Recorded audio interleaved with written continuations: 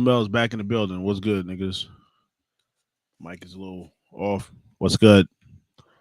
I'm back, bitch. Your worst nightmare. Um, just came back, fresh back off that interview I did with Rogue Army, man. Shout out to Rogue Army, man. Album coming out. EGL Network, we in the building. Let's get to the music, nigga. Hold on a second. Fuck.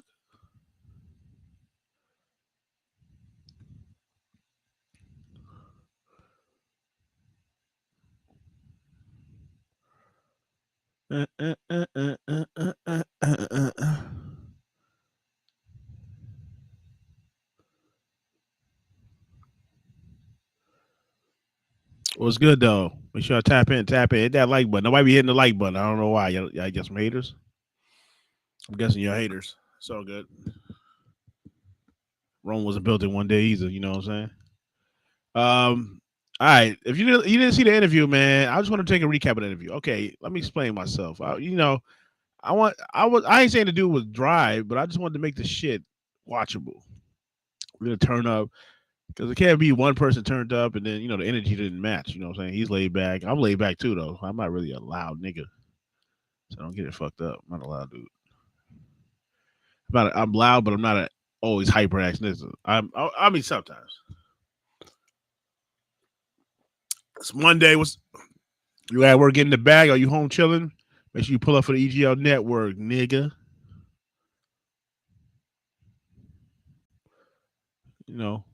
And I'm working on it. I have my good interviews. I have my bad interviews. I had some shitty. Okay, that was probably the worst ones. But the pilot, last one was the pilot. We're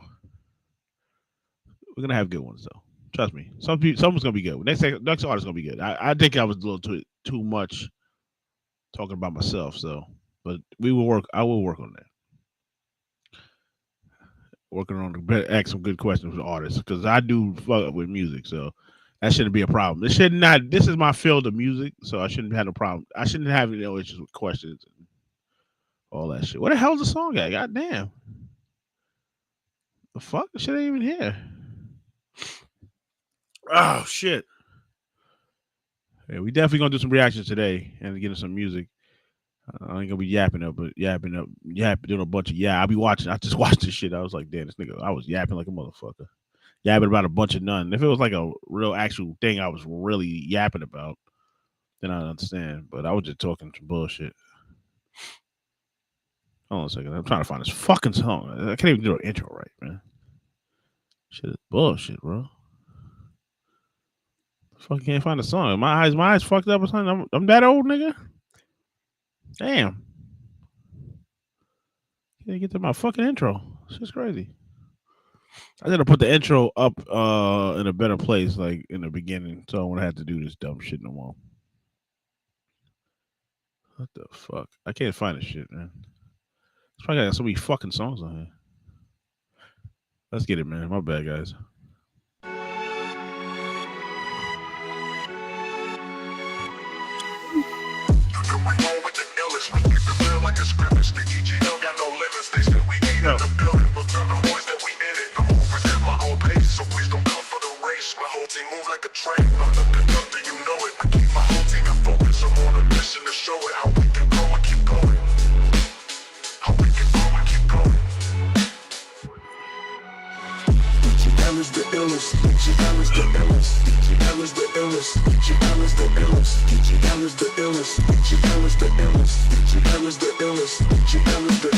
If your music is whack, we're gonna tell you it's trash. Now hit that track and hit them laps. If your music is whack, we're gonna tell you it's trash. Now hit that track and hit them laps. If your music is whack, we're gonna tell you it's trash. Now hit that track and hit them laps. If your music is whack, we're gonna tell you it's trash. Now hit that track and hit them laps. EGL is the illest. EGL is the illest. EGL is the illest. EGL is the illest. EGL is the illest. EGL is the illest. EGL is the illest. EGL is the illest. EGL is the illest. EGL is the illest. EGL is the illest. EGL is the illest. EGL is the illest. EGL is the illest. EGL is the illest. EGL is the illest. If your music is whack, we're gonna tell you it's trash. Now hit that track and hit the laps. track and hit the maps. Egl is the illest, Egl is the illest, Egl is the illest, Egl is the illest, Egl is the illest, Egl is the illest, Egl is the illest, Egl is the illest.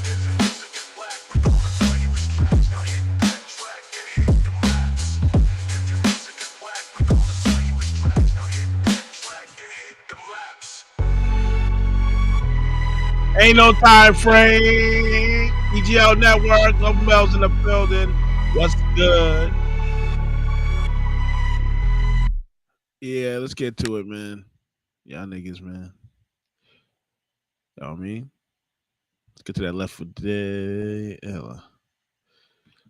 Out to Kenny Gemini. Sometimes the bomb might explode without any warning. Ladies and gentlemen, my name is Kenny Gemini, and I've realized I feel like I've been a little selfish with my music, you know what I'm saying? So, this one here, this one's for you. This one's for you. This one's for you. This one's for you. It's Big Ken, okay, yes. If you from the block, some people threw blows. Some exchange flows off the top. Plenty things I wanted for, I'm put into a box. So I was clocking, working on the clock. It's time to eat. I think we need the prolonged dinner. When the chef brings the heat, I can serve all winter. Rap circles round these rap foes from my home, watching shows in a robe with some cold malt liquor. Hey, nobody starves, I won't let you. Went from small box noodles to choosing off long menus. Who would've thought that doodling a few of my thoughts would turn into Google in large venues? I don't beef, may God bless you. If we can't speak, ain't even worth it to arm wrestle. I walk by faith, so just know if I pull up, I ball like I was LeVar nephew. Hey, this one's for you. Okay, yes, if you from the. This one's for you. This one's for you. I bet on me, cause Ken is the best I'll be. I'll be filling up arena seats, head counts deep. No stage, just a platform from where I'll speak. From a rapper to a pastor, crowd yell out, preach. Come on, man, this what I made for. Automatic etched in my brain like the way home. First team since you was connected to the naval. Or 25 cents in the payphone. I won't stop for nothing, I'ma build it till it can't stop. Never tell a pocket watching Goofy what your hands got. Quick to show a groupie, flashing something that your man's bought. I know how to spot a puppet, grew up watching lamb chop. I can take a box of sharp pencils, turn it to a song to help you find a dog in you. Listen on the bench, get some thoughts in you. Or a car parked behind dark tinted car windows. Hey, flex my arm before a car rental. Buy a shop before buying rocks for the arm bezel. You got something to say, I'm gon' let you, I got tough skin. Even the skin on my arm special. This one's for you. This one's for you. Okay, yes, if you from the. This one's for you. This one's for you. EGL Network. And if you artists want me to play your music, you gotta either pop in. You see how Frontline Records pulled up, no problem. Left a comment. I played their song. It was simple. They left. They didn't stay. I don't know if they stayed. They probably and they still stayed, even though I ain't mad. As long as they pulled up and show love. You know, simple. It's free to show love and hit the like button. Y'all niggas don't hit the like button. Y'all be hating. It's all good. You don't like the content, that's fine. That's cool. I don't, that's what it is. I want to get better with time. We have some more guests coming through, man. I will work on that, man. That's one little. I think I was just hyping shit, expected a little too much. That's why. So then I just decided to take over.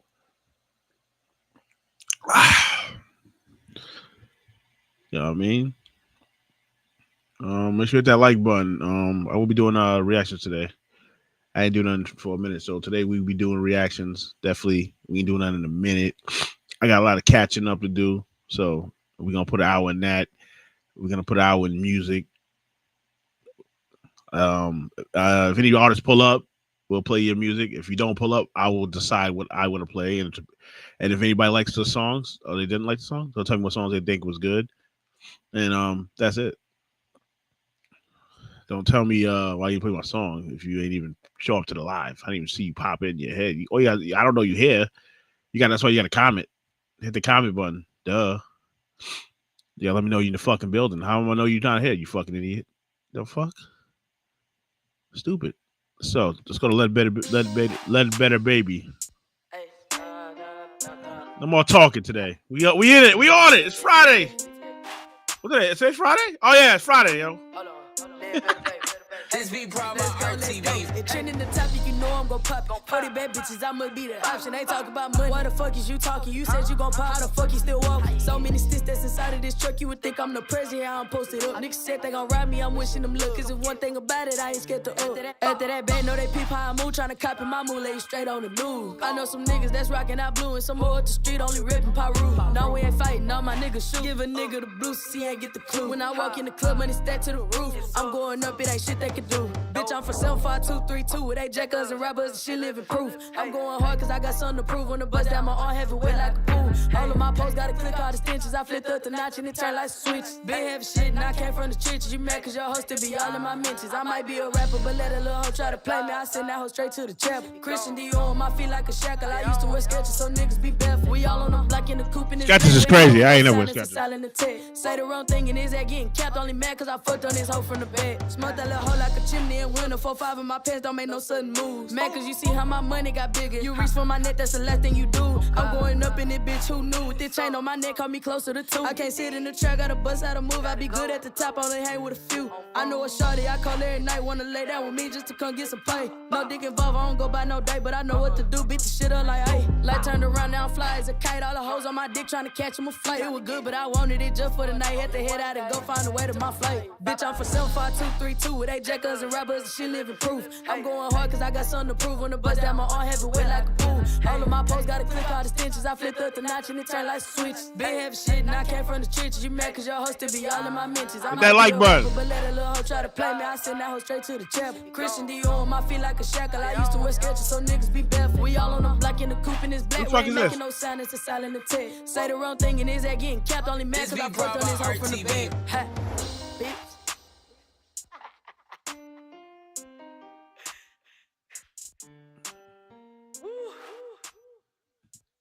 Get that nigga out of here. Where the fuck yo, mods, where you at, man? My mods be like lazy, man. Y'all gotta get me right. Oh, wait, pause. Where my mods be at, bro? Y'all gotta be on I gotta be on Twitch as well. My mods on Twitch. I'm about to get some new mods, man. I'm looking for some new mods, man. Whoever on Twitch want to be in a new mod, let me know, man. I need people that's active, man. I need fucking people to bring people to my channel. I can't get affiliate because I'm not telling people people don't know when I'm live. I'm like not announcing it. I'm gonna start announcing when I'm live though. So I announced it on Facebook and Twitter. Twitter be fucking with the Twitch live. They don't be tuning in though, clearly. But they do fuck with the lot. They like it, but they don't fucking tune in. So what the fuck's the point of you liking the shit, you fucking idiot? If you like the shit, and I want to recap that. Shout out to Rogue Army for pulling up. We're gonna get some of his songs on. That album's dropping October. Make sure you go on every platform, download the shit, or play that shit, put that shit in your ride, and hit some fucking laps. We're gonna play some music from Rogue Army as well. He pulled up yesterday. It was either an interview, you know. I ain't gonna sugarcoat it. You know, I was a little bit yapping. I was yapping a little bit. I ain't gonna front. I was yapping. No slapping. You know what I'm saying? I was yapping. They thought Egl Network was done. No, we not done. We just getting started, nigga. Should I get a song for Rogue Army? Hold on, we're gonna get it. Let's get it. Let's go. Do the shooter right here. Let's get it. Let's go. Jersey.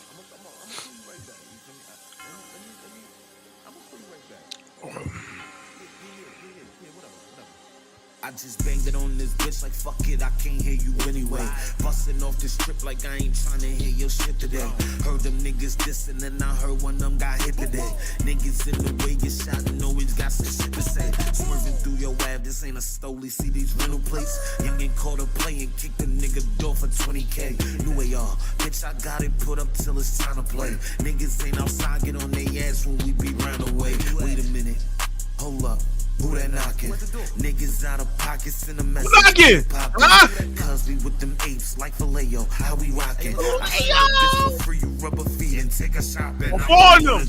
Hop out, boom this shit. Really do this shit. Shoot this shit. Outside trooping it. I maneuver shit. Really active. Walk down on a nigga like we cool and shit. Platinum in these streets. I'm from the pits. Fuck all this music shit. I said free the ops. It's fucking boring out here. Check the board. You can tell through the scoring out here. I said free the ops. It's fucking boring out here. Check the board. You can tell through the scoring out here. You niggas don't want smoke, start thinking it through. Scream Filet-O from the jungle, just link with the zoo. We just smoking bullshit until we link with the crew. I wish they would free the ops, see something evil to do. Check my power rank, clocked in making extra, it's a holiday. I be with $1, stay see the hate from a mile away. I just keep everything 100 and they follow me. Baddies in my DMs and they all wanna swallow me. Started moving Mallory, I leveled up my salary. If I pick 1,000 words, then bitch I am a gallery. What? Calories, oh, that's the faculty. Tool on me, a masterpiece. So skilled, hit that like button, it's free. Eyes on my drip like fashion wear. Stay away from bullshit, I got allergies. I'm a bastard. Streets was bad to me. I had to ease our ratchet squeeze. Eyes on my drip like fashion wear. Stay away from bullshit, I got allergies. I'm a bastard. Streets was bad to me. I had to ease our ratchet squeeze. I said free the ops. It's fucking boring out here. Check the board. You can tell through the scoring out here. I said free the ops. It's fucking boring out here. Check the board. You can tell through the scoring out here. Free the ops, man. What's good? EGL Network, Global Mills in the building. We Friday, we rocking out. You know, we tuning in, you know. It's Friday evening, 4 p.m. 4:30. I was kind of late, but I was gonna do it like 3, but you know, I'm here now, so it is what it is, nigga. Doesn't really matter. I'm in the building, nigga. Fuck you talking about, stupid. Don't be a dummy. Go get your money. Don't be a dummy. It's my guy right here, Young Said out of Dallas. Shout out to Young Said. I still got to do a guest appearance with him, a collab. I don't want to be there. I don't know. I want 100 fucking million. Just wake up and move your mind tomorrow. That's a real man. All right, get me out of here, man. Yeah. Young Said, real lifestyle music. Shout out to DT Productions, man. Yeah. We dream chasing. We dream chasing. We dream chasing. Beat fella. I got dreams to be a star, but I don't wanna be a fallen. The streets keep calling and niggas keep falling. Police brutality got niggas outlawing. Pock shit making niggas empty 40 Glock clips. Do dreams come true? Cause I'm a dream chaser. Still dying over colors, all we doing is green chasing. I'm on the paper route, ain't no time to be wasting. And I'm doing my own thing, ain't no time to be hating. Pops ain't here, mama down bad. This built up anger, take it to the pen and pad. This pain that I write, some came from the past when the homies turned their back and they counted said last. Smile now, cry later. Jim Carrey with the mask. When you got your own shit, you ain't never gotta ask. Everybody got suggestions, write the wrongs on the glass. Cause you ain't have advice when you see me down on my ass. Dream chasing, dream chasing. If they hating shit, nigga keep hating. Cause the sky is the limit, I'ma make it to the top. By any means, go and get it. We dream chasing on the block. Dream chasing, dream chasing. If they hating shit, nigga keep hating. Cause the sky is the limit, I'ma make it to the top. By any means, go and get it. We dream chasing on the block. Dream chasing in my dreams, dream chasing on the block. Dream chasing in the alley, dream chasing on the clock. We ain't worried about the weather, we dream chase when it's hot. Real lifestyle music, dream chase when it's not. Counting on you niggas just to make it to the spot. A couple niggas at my show, I'ma show you how to rock. If you can smell what I'm cooking, you ain't gotta check the pot. Steph Curry with the shot from the same damn spot. Ambition in my veins, ambition in my soul. Even in the summertime, my heart still kinda cold. Sticking to the G code, Young Said, never told. I mean, coming where I'm from, that's just how I go. Same shit, different day, same click, different pay. You ain't ever gotta ask, we dream chase every day. Loyalty is everything, from A's to G Blaze, from E to Don B. I'm with them niggas every day. Dream chasing, dream chasing. Yeah. If they hating shit, nigga keep hating. Cause the sky is the limit, I'ma make it to the top. By any means, go and get it. We dream chasing on the block. Dream chasing, dream chasing. If they hating shit, nigga keep hating. Cause the sky is the limit, I'ma make it to the top. By any means, go and get it. We dream chasing on the block.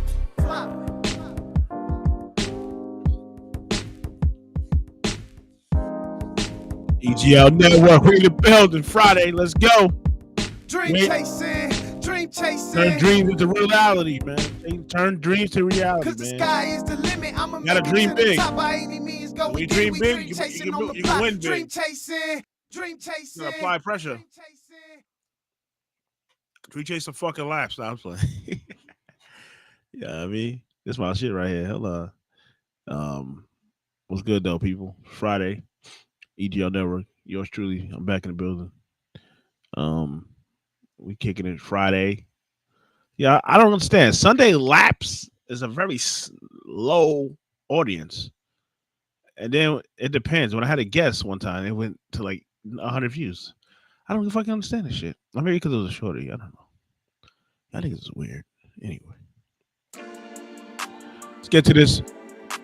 Pep Gods by Baron on the Beat. Dallas, what up? Shout out to Dallas. It's a little Texas thing, you know what I mean?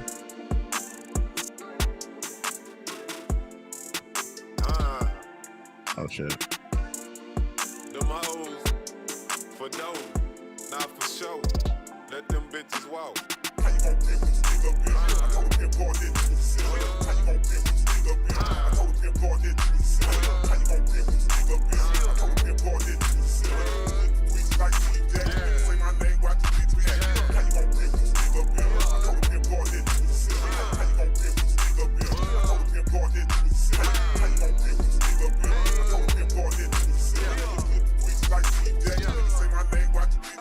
When I push the P, hoes beat the beat, they bring it back, I count the bag. How you gon' pimp, put the dick up in her? I told the pimp God that you's a sinner. Pimped up, hoes down, money making hoes in the world around. Pimp bitches and choosing me, mink on my back with a pinky ring. Candy leg with berry red, bowled out with white walls. Diamond in the back, some rooftop, gangsta leaning while the kush sport. Hood bitch, but she book smart, do everything she told.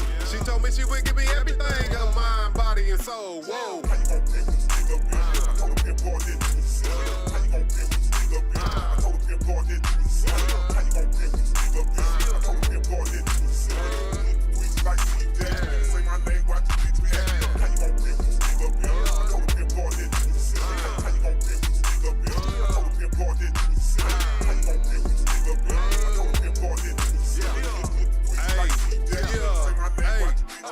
She loved the way I broke her off with my long hair, with my gold teeth, with my Texas talk, with my Dallas slang. I'm so complete, these hoes unique, that pussy gold. I stamped the bitch, she breaking bread, I'm getting rich. I like the way she called me daddy. I pump trunk and hit the switch. We gon' ball in the mall, she gon' buy me what I want. That's the way this game goes. Pop my collar on the hoe. You bitch chose me as a winner. Mix these hoes up like a blender. Use a simp, I'm a pimp. Back in game. You the simp, nigga. You simping, nigga.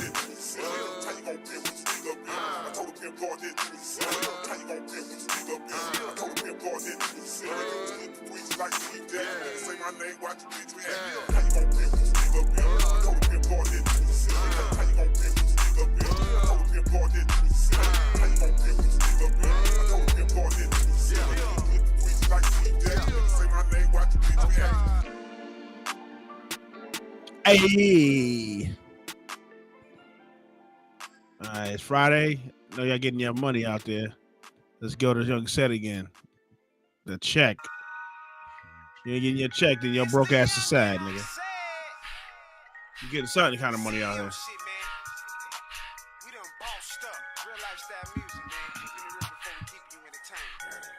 I need a check, I need a check. Run it up and grow the bag, big. I need a check, I need a check. Apply the pressure on gas, nigga. I need a check, I need a check. Bossed up on my own, don't be calling my phone. I've been all in my zone, cause I need a check. Yeah, I need the check. Yeah, I need the check. Yeah, bossed up on my own, don't be calling my phone. I've been all in my zone, cause I need the check. Run it up, go get the bag. I'm on they ass, that is a fact.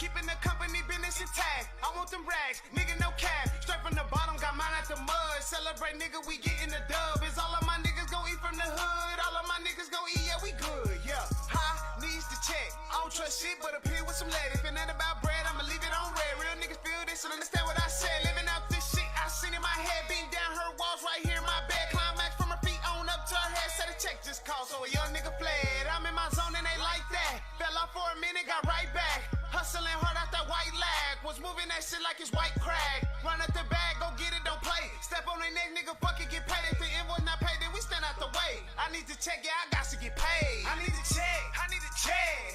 Run it up and grow the bag, big, I need to check. I need to check. Apply the pressure, all gas, nigga, I need to check. I need to check. Bossed up on my own. Don't be calling my phone. I've been all in my zone, cause I need to check. Yeah. I need to check. Yeah. I need to check. Yeah. Bossed up on my own. Don't be calling my phone.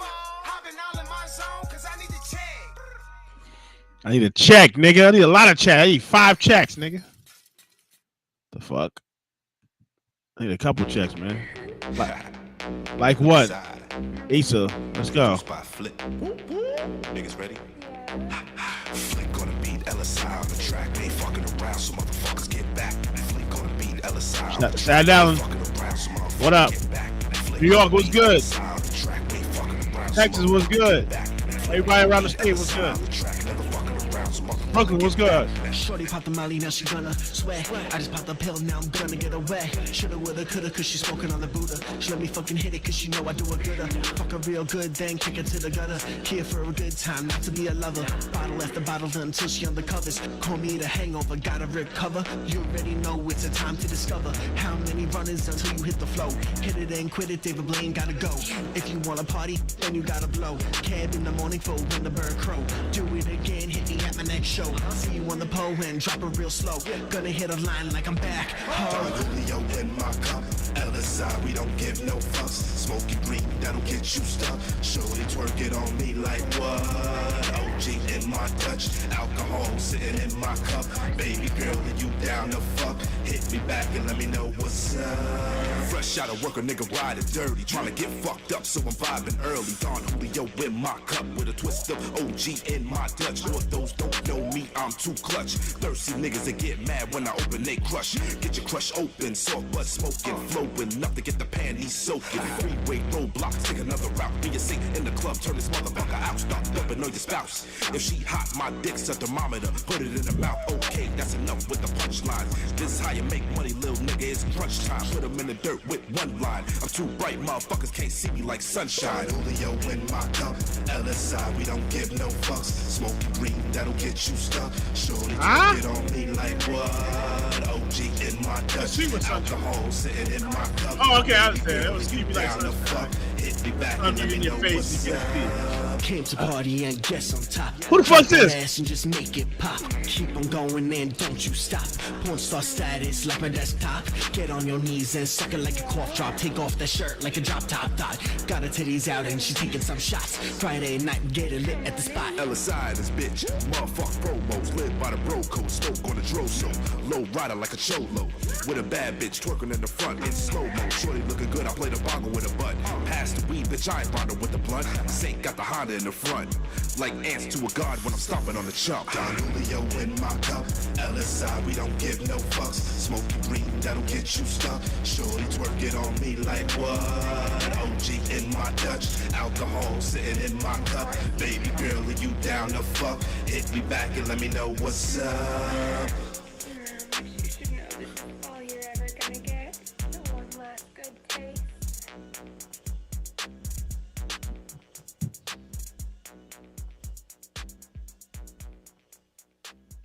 Let's go. Egl Network, we in the building. What's good, man?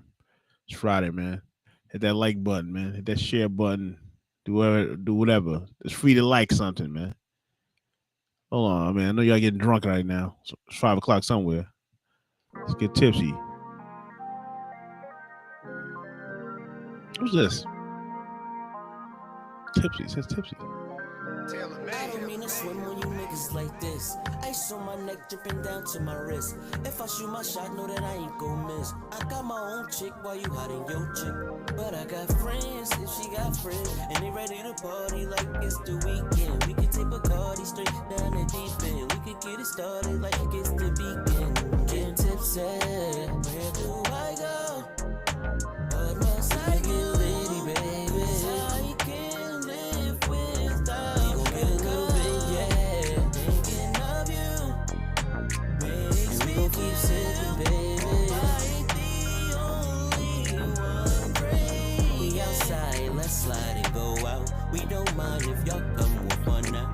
gon' party all night till sun out. And keep dancing until we bottles in the air. I mean bottles in the air.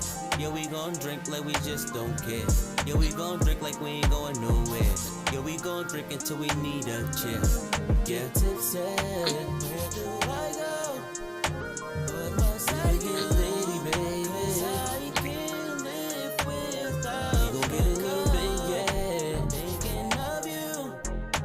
Makes we gon' keep sipping, baby. I ain't the only one. Somebody call the fireman, cause the roof about to be on fire. Tell them bring another truck because man the roof gon' be on fire. And no, we don't need no water, we gon' let it burn. And no, we don't need no water, we gon' let it burn. Bottles in the air, I mean bottles in the air. Yeah, we gon' drink like we just don't care. Yeah, we gon' drink like we ain't going nowhere. Yeah, we gon' drink until we need a chair. Yeah, tipsy. Where do I go? But my side get lady, baby. I can't live without you. We gon' get a little bit, yeah. Thinking of you. Makes we gon' keep sipping, baby. I ain't the only one drinking.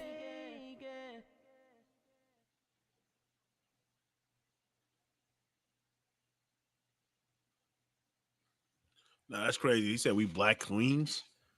That's wild, nigga. I don't know what they talking about that. They top city. See this Grace. It's no Vert. Let's see that. No Vert. Let's get it.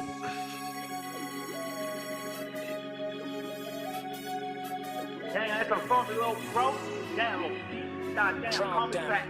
Hey, yeah, let me say my grace before I start digging in, eating all in their face. It's getting hard for me to write songs I can't cap in mine.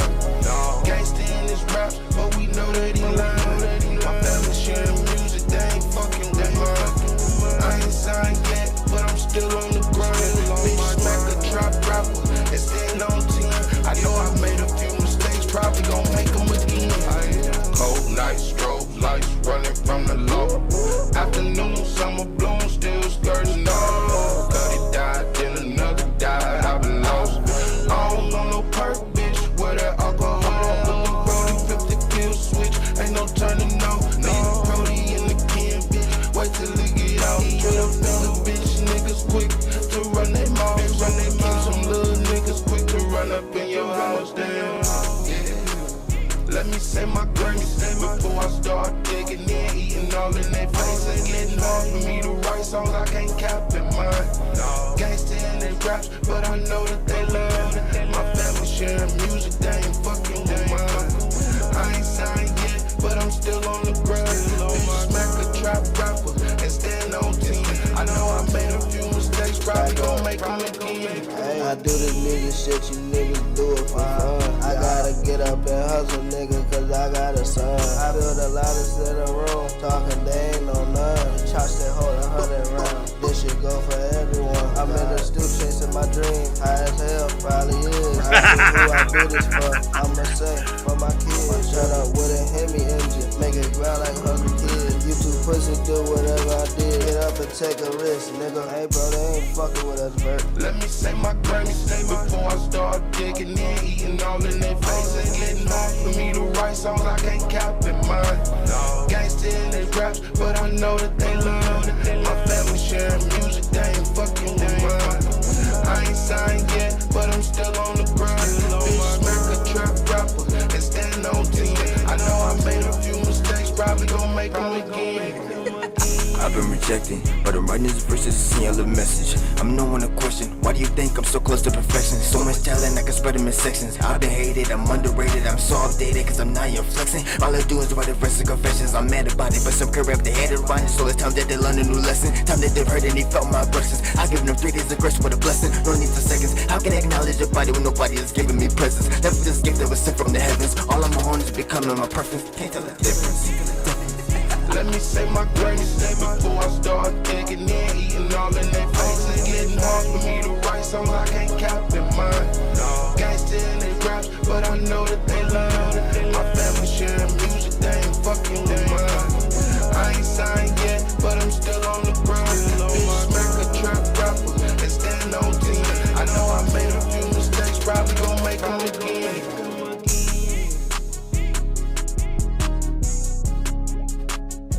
Probably gon' make them again. Probably gon' make them again.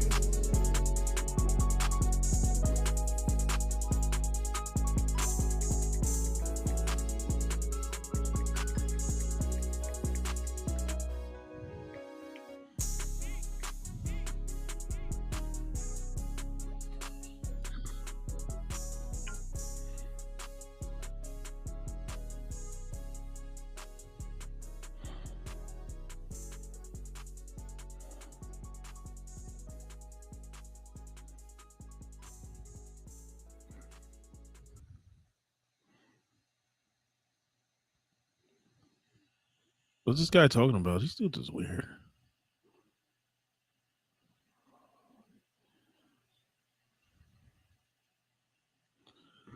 I don't know what the hell this nigga talking about. I'll respond to y'all later, suckers. Yeah, y'all hating Trump's doing peace treaties. Obama is he's at a zest party or something. I'm trying to keep it. Let's keep it a buck, man. Trump's over there doing peace treaties. Like, what the fuck are y'all doing? What is your presidents did? Nothing. Cleaning up the streets. I call my shooters and they coming to you, they pull up. Yeah. Shout to SJ Dub, block party. Let's go. I bet they spin, I bet they move, I bet they clap. Gonna run it back. Gonna throw it back. We make music, and it's a whole bunch of artists. DJs outside on your block with all parties. Them niggas ain't regular gangsters. Them niggas like dancing and shit. Them niggas ain't regular. Them niggas like dancing and shit. Them niggas ain't regular gangsters. Them niggas like dancing and shit. Them niggas ain't regular. Them niggas like dancing and shit. Y'all wait. I think I'm ready to do me a party. Me and my homies pull up in the Rari. They need a Minaj, just like the Barbie. I know a shooter, don't think y'all could guard it. Stay in this lane, the same size as Tory. Go off a loyalty, y'all can afford it. We making music, pull up and enjoy it. I bet they spin, I bet they move, I bet they clap. Gonna run it back. Hit that like button. It's free. Go crazy on the like button. It's free, guys. If you're on YouTube, if you're on Kick, hit the follow button. If you follow me. Them niggas like dancing and shit. Them niggas ain't regular gangsters. Them niggas like dancing and shit. Them niggas ain't regular. Them niggas like dancing and shit. Them niggas ain't regular gangsters. Them niggas like dancing and shit. They like having fun, but sons of a gun, some ain't have a man in Friday, let's go. Tell them to move and do what they do, but just have a plan in they shit. No, it could get hot. I spin on your block and air like a fan on your shit. I bet they spin, I bet they move, I bet they clap. Gonna run it back. Gonna throw it back. We make music, and it's a whole bunch of artists. DJs outside on your block with all parties. Them niggas ain't regular gangsters. Them niggas like dancing and shit. Them niggas ain't regular. Them niggas like dancing and shit. Them niggas ain't regular gangsters. Them niggas like dancing and shit. Them niggas ain't regular. Them niggas like dancing and shit. Yeah.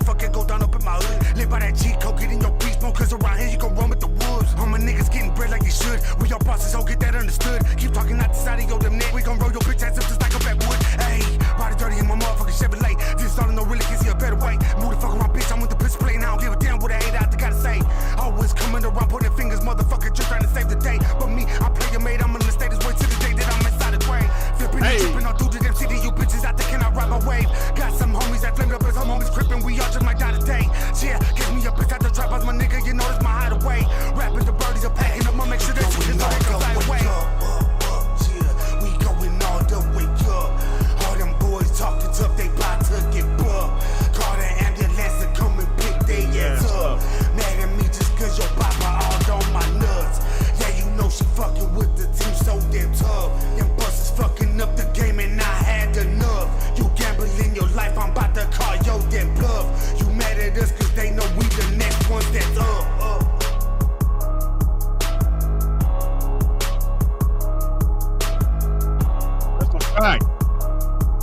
nigga. Oh shit. Yeah, what happened to my batteries, bro? My charger broke, man. The fuck is that? Shit stop? Oh, okay. Shout out to Tone Hood Life, man. That's up. I think what's my battery not showing up on this shit? Oh, my shit been not turned off in the middle of my live, man. I'm gonna be fucking tight. I don't see the battery right here. Where the fuck is the battery? Maybe on some goofy shit, man. Fuck wrong with these damn shit, man. Right, that's the clock. We good on that. We don't need a clock. It's fucking crazy. What's good, everybody? It's Friday. EGL Network. We in the building. We'll be getting the reactions late in a few. We're doing some music right now. If I ain't play your song, that's not my problem. Don't cry. If you didn't pull up to the... What the hell's that? Oh, shit. What the fuck I do? If you didn't pull up to the network, that's not my problem, nigga. You didn't show up in the live. You didn't see a comment. Hey, man. I can't help. It is what it is, man. That's cool. Let's get on some Rogue Army. Album's dropping on the 31st of October, Halloween Day. Rogue Army will be dropping his album. Make sure it's on all platforms. I believe he said it's on all platforms. It's called what's it called again? Oh, Riot Act. Go cop that album, Riot Act. I think this song's on there. I believe this song is on there. I'm gonna play a song from there, actually. It's called Agenda. He's actually rapping and coming at niggas. So rocket type, like, come on, over there. Oh, mixture. I like it. Some kids talk tough while some feel talk is cheap. I speak my mind, but I am not weak. I might be a geek that uses computers to do things that many consume, to leave my mark as the angel of doom. Cause when I enter a room, I command respect, put haters in check, and ain't scared to break a neck if someone gets unruly. Cause truly, I live a life most couldn't imagine. Not a made man or assassin, but truth, the man that will win due to grit and hard work till hurt, doing dirt for a country that abandons its veterans. These actions are lessons while the world is stressing. I got them seconds of guessing the fact that the 3 moves I made let it all fade from controlling the masses, covered in ashes of freedom that left the power vacuum so strong that every nation with inclination stepped up as nation, chasing the money, be good or good at it, and on my end it's all sunny. I ain't a dummy, but I can make life crummy. If your bummy ass ever wanna flex, got the world saying what's next.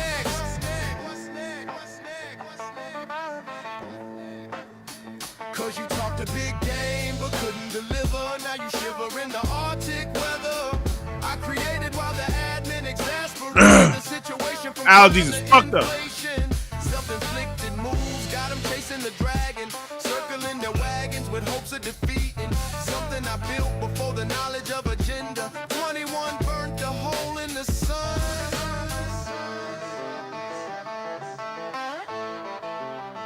21 burnt. Some kids are crooks, some just from the streets, standing where rubber in the road meets from souls on their feet. We all march to different tune, a different drummer. Some of us bark and some bring thunder.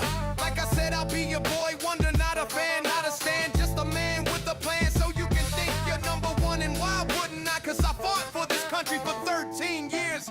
Blood, sweat, and tears, watched us lose a lot of peers through all of them years. And now the table's turning, world burning as embers ignite. The left and right from country to country with no end in sight. They say we got to fight World War III, but if you see it doesn't have to be.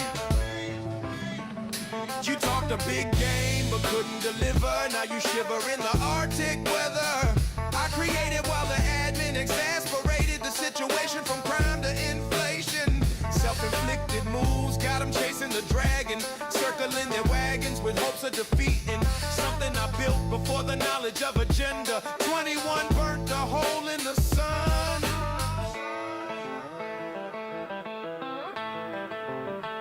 21 burnt.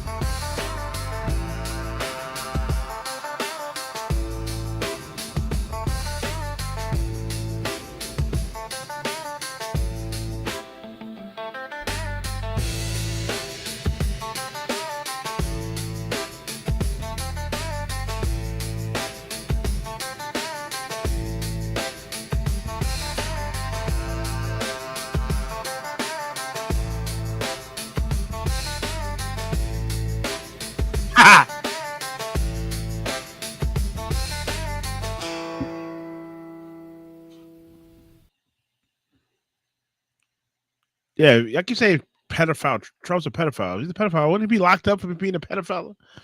Why would the pedophile be a president? 47th president. Obama's gay. So what's your point?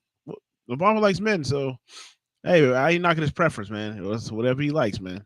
But I'm just saying, that's who y'all think is a fit president. The guy that he didn't do shit. He didn't even do shit for Chicago. Like the fuck? The fuck was the president for? His own hometown. He didn't do nothing for them. He didn't start the violence. He didn't start do nothing. He didn't send no guards. He didn't do nothing. Just let that shit go to war over there. Crazy. It's the network, EJL Network, man. Let's get this on Capital Mike. What's up to Capital Mike, man? Shout out to Africa. Where you at? Nigeria, Africa? One of them shit. Shout out to him, man. We gonna play this shit. When the money come, when the what? I don't know the name of this shit. I think when money. I don't say you niggas titles. That's just me. Nobody's coming to my zone. Now I day on top my throne. Everybody don't they feel at home. They don't they feel at home. Everybody run away. If you don't get money, then go run away. Thank God that it's up by you. As I get money, then they come my way. Wait. Where money day, they go flex with you. friends go day. Some of them go where with you now. Where money no day, I'm sure about to cut off.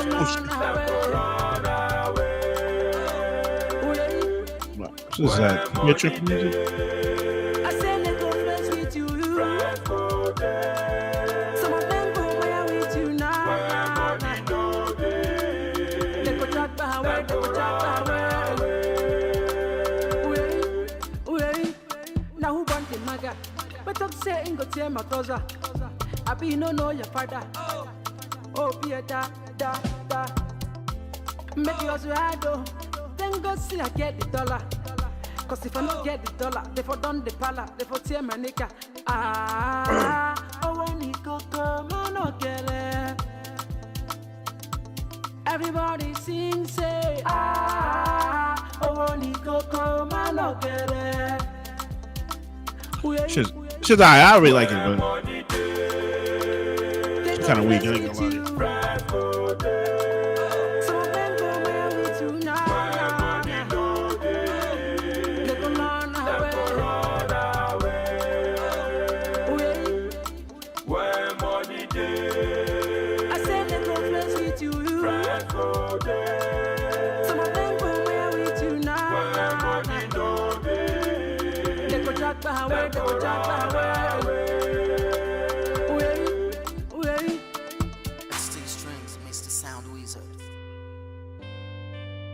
I do up-to-date music, and I got some classics, underground shit.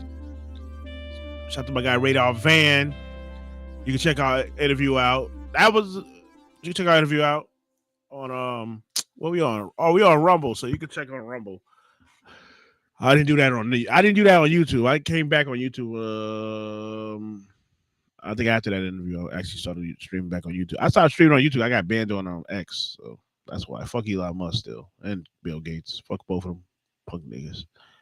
I don't give a fuck. Like if they don't ever monetize me on YouTube, I go to fucking. I got Rumble right now, so you know, got a couple followers on there, doing my thing on there. You know, like shit. Let's get to it. For that W, I throw it high in the sky. Ayo, that W, niggas will ride and he die. For that W, niggas will leave you in the style. You don't wanna battle me, I take everything personal. Pussy, I shove you back in the pussy that burps you. This is me every day, I don't go to rehearsal. I smack you with this 8, spin you around in a circle. The bank account numbers look like it's a social. You on the mixtape scene, but your ass still local. Trying G check me, you should be glad I ain't broke you. Niggas think they slick, try and get me promote you. But I'm hip to the game, man, that move so old school. You remind me of the old deuce, a bottle of Cisco. Matter of fact, you remind me of a blonde Cisco. I'm like the Yay area, you San Francisco. Ray, you bet the dollar like that 99 cents though. It's your life insurance. sure you best to make sure. Originally came for peace, but prepared for war. With no talk at motherfucking North Show. For that W, I throw it high in the sky. Ayo, that W, niggas will ride and he die. For that W, niggas will leave you in a style. For that W, niggas will black in your eyes. For that W. After this, hip-hop is dead, ain't no more real music. Hey, yo, Shy, as the rugged where's the lyrics? Fuck that. Now you the man, child. As a young teen, I ran with the wrong team, not the A-team. I know what looking it seems. I'm on that stage with a mic in my hand, wait on the MC. I double dare, anyone battle me. Battle me, it's Stapleton and pink houses. Get with your bitch so she can take off your blouses, you faggot ass. Following and dragging ass, you touching ass. My knife will slice that ass, I hurt that ass. I burn that skirt off that ass. Fuck with Future Chambers, niggas was blast. You don't believe? Radar, Shaheen, the Law 1, LEK, niggas bleed for that W. Fucked up on that W. Stuck in your eye for that W. Fuck with me, that's my W. Your life will be fucked when I trouble you. For that W, I throw it high in the sky. Ayo, that W. I guess Shaheem. I think Shaheem kind of went in there on that.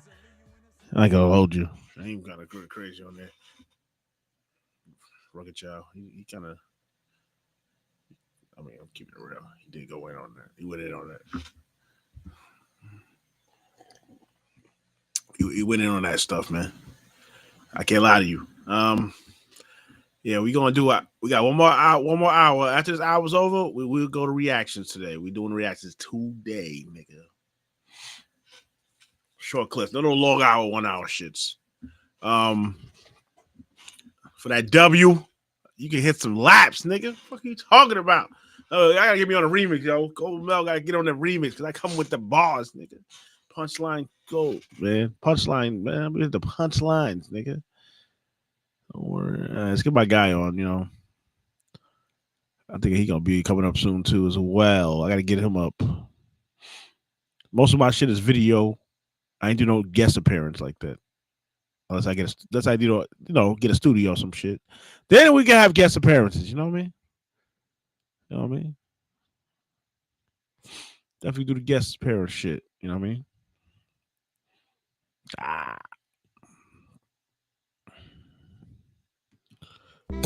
Fame on a track, ho. Let's go. Trey K. Money Hayes. Let's get it. Making my way, I've been pushing this pavement. Here for the bread, I've been checking my statements. You know it's Trey, I ain't never behaving. All of them tricks, it ain't no one to play with. Steadily hating, I bet we erase them. Wanting to say some more, nobody save them. More time, but in my hands have been craving. Bow, feeling amazing. See the subliminals, I think they trolling me. Too turned up, you can't get control of me. Pray for our sin, I might ask for the rosary. Just wanna prove it was him that was chosen me. Still going up with my gang, how it's supposed to be. Still got some holes in my dick, more than Jodeci. Skateboards in back of the Bentley, the Stroder Beach. Miami, I fuck on a Georgia Peach. Still my niggas, we still moving peas. We got the Molly, the Coke, and the lead. Said you my heart, but then why would you leave? I keep you safe with the thugs and the thieves. Said it was love, but it really was greed. She wanna fly overseas, like, bitch, better get on your knees. Stay with them players, we keeping it peas. Getting more money than those 13. That's dirty money, call it dirty dozen. So many hoes and they all in their knees. Wet up they lips, we ain't doing no loving. Fly out to Cali to roll up some weed. I do that shit cause I be struggling. Don't wanna talk on the shit that I seen. Cause all of my niggas be bugging. Counting these rackets, these hundreds, I'm thumbing. Let off this chopper, it sound like I'm drumming. Fucking your bitch and you know that she coming. Fucking I'm out and no time for no loving. Soon as I up it, you know that he running. If I can't hit you, then I'm hitting your cousin. Still in the trench with my niggas, we bugging. Counting these rackets, these hundreds, I'm thumbing. Let off this chopper, it sound like I'm drumming. Fucking your bitch and you know that she coming. Fucking I'm out and no time for no loving. Soon as I up it, you know that he running. If I can't hit you, then I'm hitting your cousin. Still in the trench with my niggas, we bugging. You hate when the P get the bugging, but I swear to God, I'm just a bug out. In the crib with the liquor, won't come out. Little baddie, she sticking her tongue out. Big P ain't no money, won't come out. Free that boy, yeah, they say he a dumb out. Can't fight, you better bring your gun out. My nigga shine like the sun out. Baby say she looking for the upgrade. No sleep, I be keeping her up late. Yeah, I'm like young dicks with the gunplay. I'm like banger with the sunshades. Had to make that cake right back with a half ounce. I don't smoke apes like that. Had to call my gang right back. 400 years old, I don't play like that. Anything that they say, that's cap. Please just don't believe it. Niggas looking for clout cause they need it. I'm just pimping, no, I ain't conceited. How's you blood, ain't never see you bleeding. Get to the money, they hate for no reason. Pass me the blunt, bitch, why's you chiefin'? Niggas, they talking, yeah, they be policing. My niggas be bugging. Counting these rackets, these hundreds, I'm thumbing. Let off this chopper, it sound like I'm drumming. Fucking your bitch and you know that she coming. Fucking him out, ain't no time for no loving. Soon as I up it, you know that he running. If I can hit you, then I'm hitting your cousin. Still in the trench with my niggas, we bugging. Counting these rackets, these hundreds, I'm thumbing. Let off this chopper, it sound like I'm drumming. Fucking your bitch and you know that she coming. Fucking him out, ain't no time for no loving. Soon as I up it, you know that he running. If I can hit you, then I'm hitting your cousin. Still in the trench with my niggas, we bugging. That was Trey K bugging. Let's get to this Reap. Moses' son, Palm. Let's go. Reap. Man, this is so different. But I'm about to get it. I know. Right? Excuse me, I'm wondering. This world got me wondering, why does the trouble keep coming in? Solutions running out, people are running in. Depicting the demons to summon in. Truth gon' sum it up. Take away evil, devil gon' run again. Man, the change gon' come again. Hey, how can I be different? We all live the same. We living scared with a ton of pain. Rolling the dice for the fun of the game. Top off the hat like Teddy Payne. It's time for the move and I'm ready, man. I'm good with the tool, got steady aim. Rocks break, so I'm iron hard. It feels real cause I'm trying hard. I intrigue you with all kind of bars. Vocabulary, grammar, hit like a hammer cause I'm kinda smart. Brightest in the room, light skin. Put me in a battle, might win. When it's time for the war, I'm the right man. Step forward with the mic in my hand. Yeah, said I got balls for days. I know that it hardly pays, but of all these ways, choose the right path. Gotta choose the right gas, cause these are fools. Being selfish with the people's food. You the people's choice, it's easy, dude. Well, I bit the hand, cause it's feeding you poison. You don't even know it, they're making you watch it as if they don't show it. But in retrospect, we're living blind. All the hidden jewels, hard to find. Hidden jewels like Columbine. Trouble never travels too far behind. So I stay prepared and I'm never scared. Handle business here, over there. Be still asleep if you ain't aware. Keep my buddy tucked in my underwear. Cats are loose, they're everywhere. In every clip there's a derriere. Quick hit or a sick trick, I'm telling you they ain't playing fair. Such is life. Instead of just running, I'm stepping up. I'm checking to see if the check is up. Cause they're telling me that I'm next up. Well, that's unless I mess up. But that's why I walk with my chest up. I'm the best me, but not the best tough. Let's see if I get any less respect, bruh.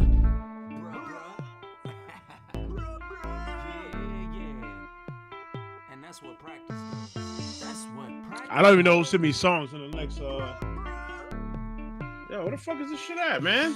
I'm trying to get my P5 today, man.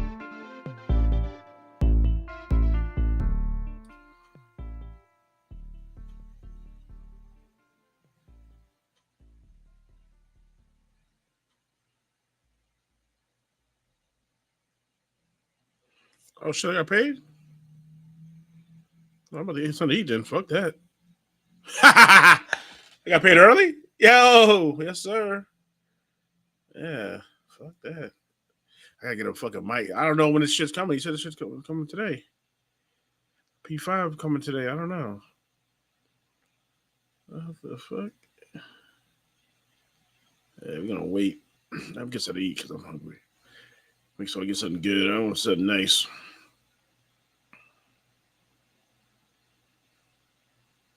I gotta spend too much bread. I gotta fucking pay this off. What's good, chat? It's Egl Network Friday. Thank you for coming through, pulling up, man. We gotta get into some reactions, and then I'm off this shit. I'm not giving y'all no 4 hours. I know some niggas is like low. They don't want to read. Don't be on no long ass fucking stream. You know what I'm saying? When I stream full time, I will be doing long shows. So 15 hour streams a day. So that's if I get paid though. I'm not getting paid for this. So when I get paid for this shit, I'll do 15-hour streams. I'm not tripping about that. It's all money. It's all money. Shit. Niggas get paid and still don't be doing long streams. Shit. Let me get paid. Shit. I'm not doing it for the bread. I'm only doing it for the entertainment. Actually, for the enjoyment, people to be entertained. I'm not really doing it for the money. I need to, because when I do get the bread, I'm putting into the content. Like I'm buying better equipment, better laptops, better fucking desktop. Like that's the only thing I'm doing. I mean, I might just do it myself. I got a system coming, so my stream is gonna be better.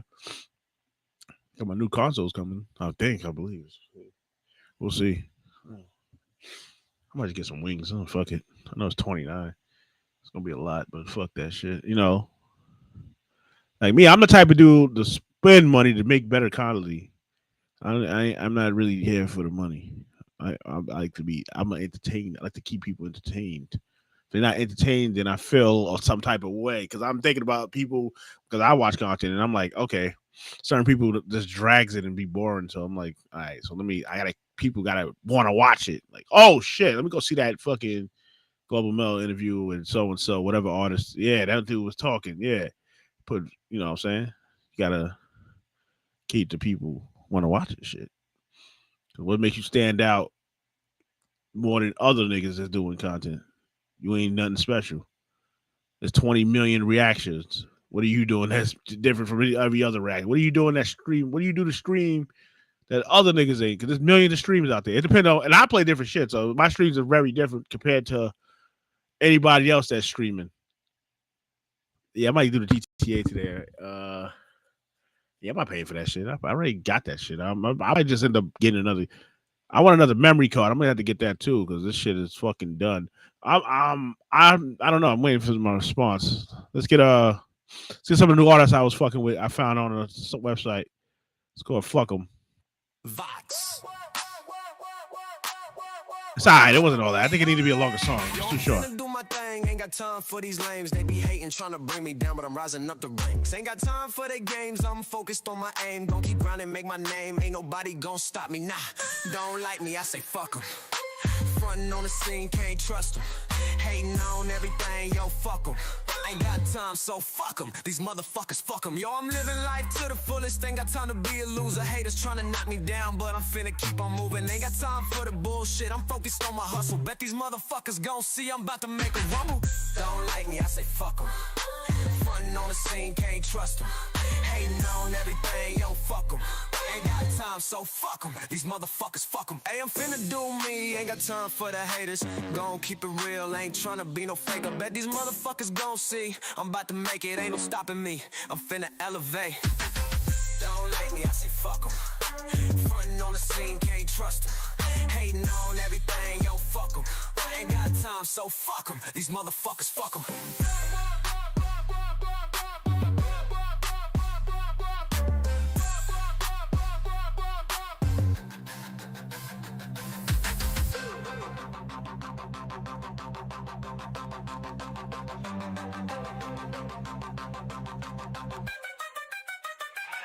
Hey, I'm finna do me, ain't got time for the haters. Gon' keep it real, ain't tryna be no fake. I bet these motherfuckers gon' see I'm about to make it, ain't no stopping me. I'm finna elevate. Don't like me, I say fuck them. Frontin' on the scene, can't trust them. Hating on everything, yo, fuck them. I ain't got time, so fuck them. These motherfuckers, fuck them.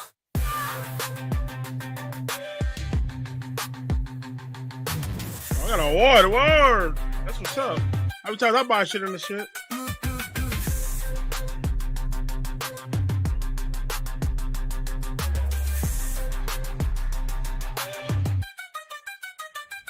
Yeah, that's not bad. I gotta go crazy.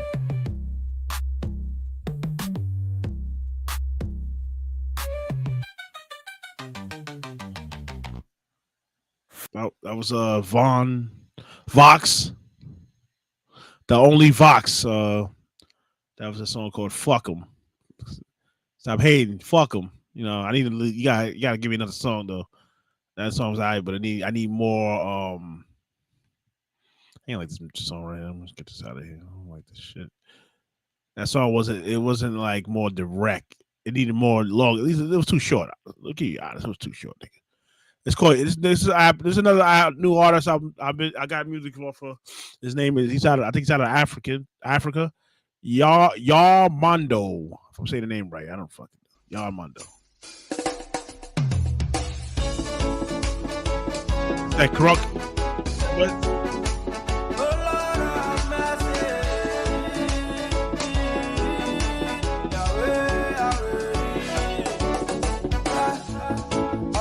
missing light makes me terrified. And it got me feeling like a criminal. Later them label me as a problem child. That just set me free from this horror land. Sure, she just show me more. As I they move on, she run it go me so. Father, answer my prayers because people thinking only you, Emmanuel, means nothing to you. Me plenty, me come and me GD. Tin them found me some and me move free. Me plenty, me come and me GD. Tin them found me some and me move free.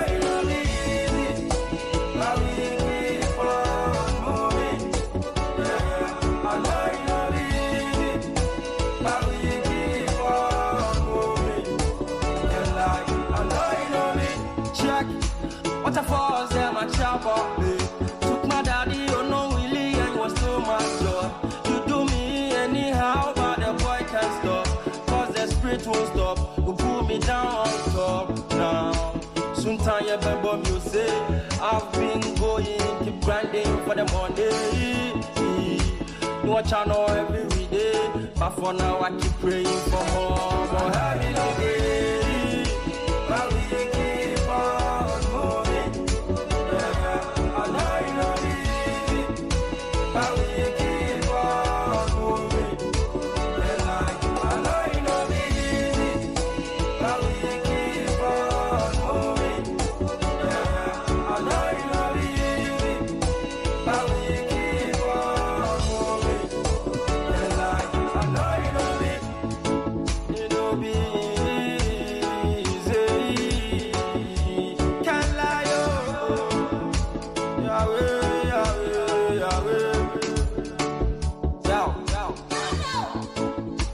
The streets must win. All right, let's get to these reactions, my niggas. Yeah, I don't even know when my shit is not coming on. My fucking charger. I don't want this shit to conk out while I'm live. That shit is pissing me off. I will be getting a new fucking device because this shit ain't gonna work. This shit ain't going. Nah. Definitely gonna get a new device. I'm definitely working on getting a desktop. If I got a desktop, it's gonna be litty. Stream. I can stream way more games, every type of game I want, even the older games. I'm be streaming mad shit. I ain't gonna lie. I'm gonna be streaming a lot of shit. I get a desktop, it's over. I'm be streaming for real, and I get to stream on Kick too, son. Cause Kick, y'all fucking up, man. Y'all ain't got the y'all don't got the console streaming. Even if I get a new console, I can't stream on Kick. It doesn't make sense. I think it's got all this millions, but y'all can't get us consoles. Can't have an app for the console. Kick Twitch got it. I'm shadow banned on Twitch, I believe. I don't know. For some reason my lives, people ain't getting my lives or something. I don't know if I'm shadow banned or maybe my settings. You know, I don't fucking know. Fuck it. Oh shit. I don't know what's wrong with this shit. This shit is not working. My fucking I don't know if I pulled the wire. Hopefully I didn't. Oh shit. Yeah, Kick be bugging, bro.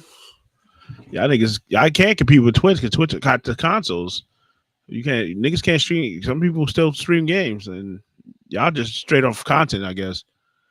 Twitch wasn't even back in the days, Twitch wasn't even using, you wasn't even allowed to stream IRL. They just started changing that shit. Kick just came after. Kick way after. Twitch been there longer.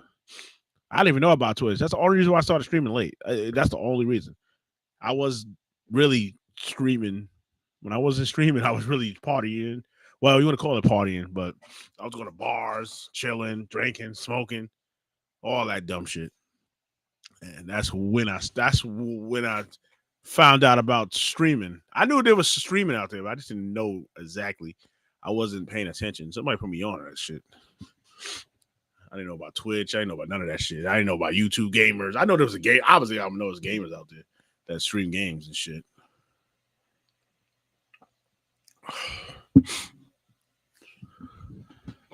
I'm the oldest streamer out there, possibly, nigga. Make you hit that like button, man. It's free.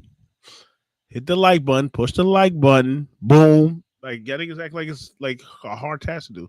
Hit the dislike button at least. You know what I'm saying? I respect it. As long as you interactive and commenting and I don't know what you talking about. Obama's fucking gay. Like Obama did nothing for the black community.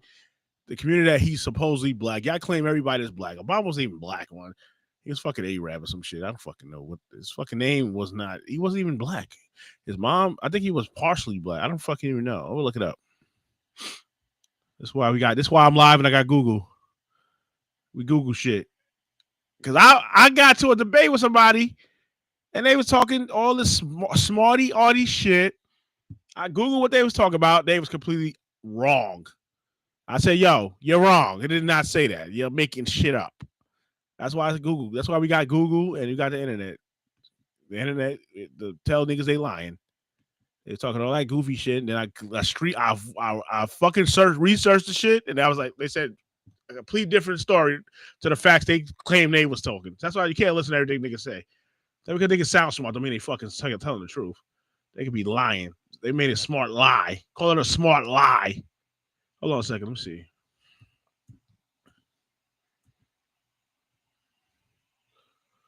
Obama.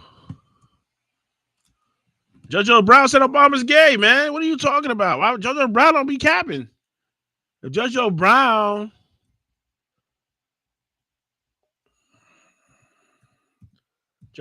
exposed Obama. Like, I don't watch the stories. I don't be knowing. You can show my stories. I ain't a diehard Trump fan, but at least Trump is making world peace and shit. Obama was bombing niggas.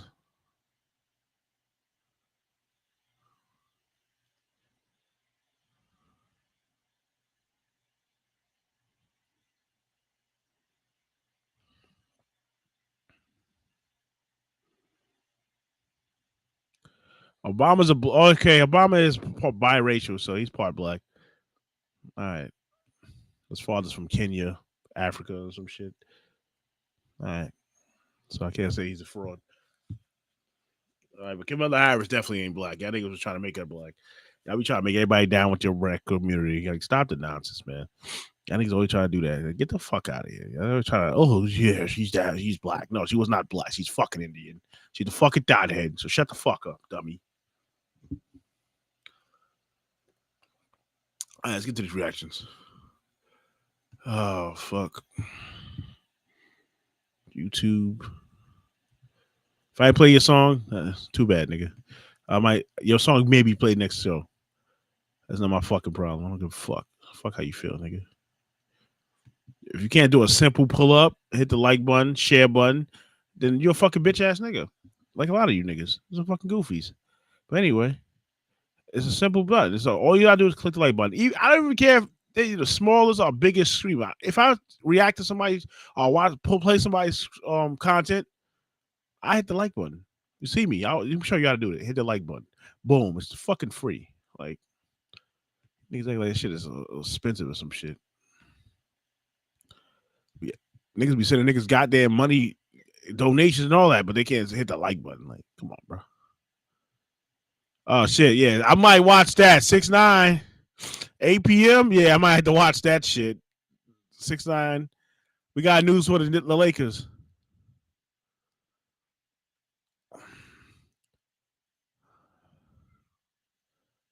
$8 o'clock, I will be watching that stream with 6-9. Is this guy a good Knicks? Should we go to this? Let's get it.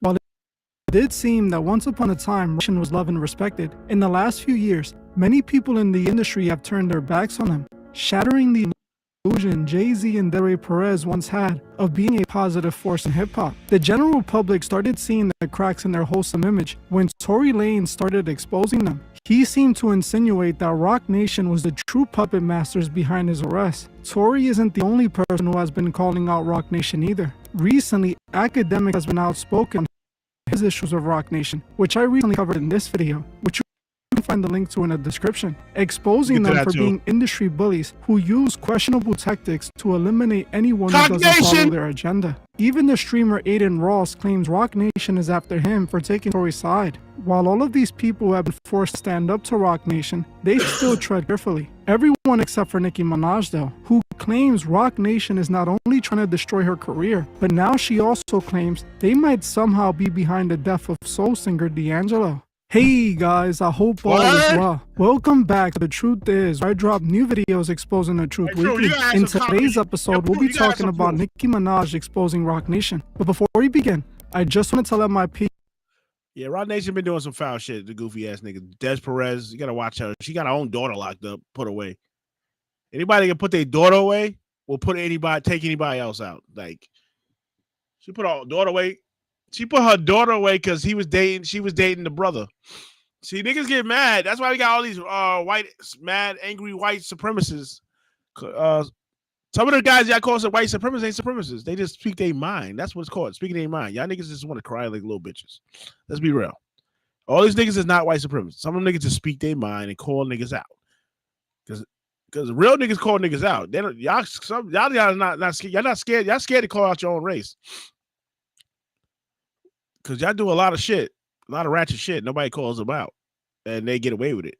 And then when somebody calls them out, like there's a guy on Instagram, he goes in on the black community, and they get mad and say he's hating. Did you hear what he said? Did you listen? He said he don't like that baby hair bullshit, that fucking badass wigs. He said he gives props to the natural women.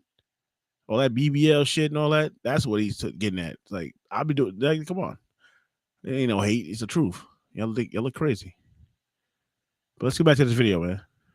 Members know that I will be dropping a new Patreon exclusive in the next few days. This exclusive video is about a Mason who got caught trying to meet with someone on the younger side. I wanted to post this video here on YouTube, but last time I posted a video like this on here, I ended up getting a strike for no reason. So if you're one of my members, make sure you're on the lookout for that video. If you're not a member, what are you waiting for? Join the truth. This was when I think niggas is frauds, when they try to make you spend money. If you with God, you don't need to spend money. This ain't your person. Get a job, nigga. I'm not saying he's not with God. I'm saying though, why are you trying to? The fuck is that? Why are you trying to scam niggas out of money? What type of shit you want? But anyway, let's get to the video, man. Movement and help me spread the truth. For $3 a month, not only will you be further supporting the channel, but you would also get access to over 50 exclusive Patreon videos that are available here on YouTube. If you would like to join, you can find the link in the description or in the comment section. I want to thank you all. Now, I might do that. I might pay that $2 a month. Right now, we are living in some very interesting times. So much is being revealed that it's almost becoming impossible for people to stay asleep. In the past few years alone, Diddy was exposed. I don't want niggas give my personal information, my credit cards on that nobody's fucking platforms. Fuck that.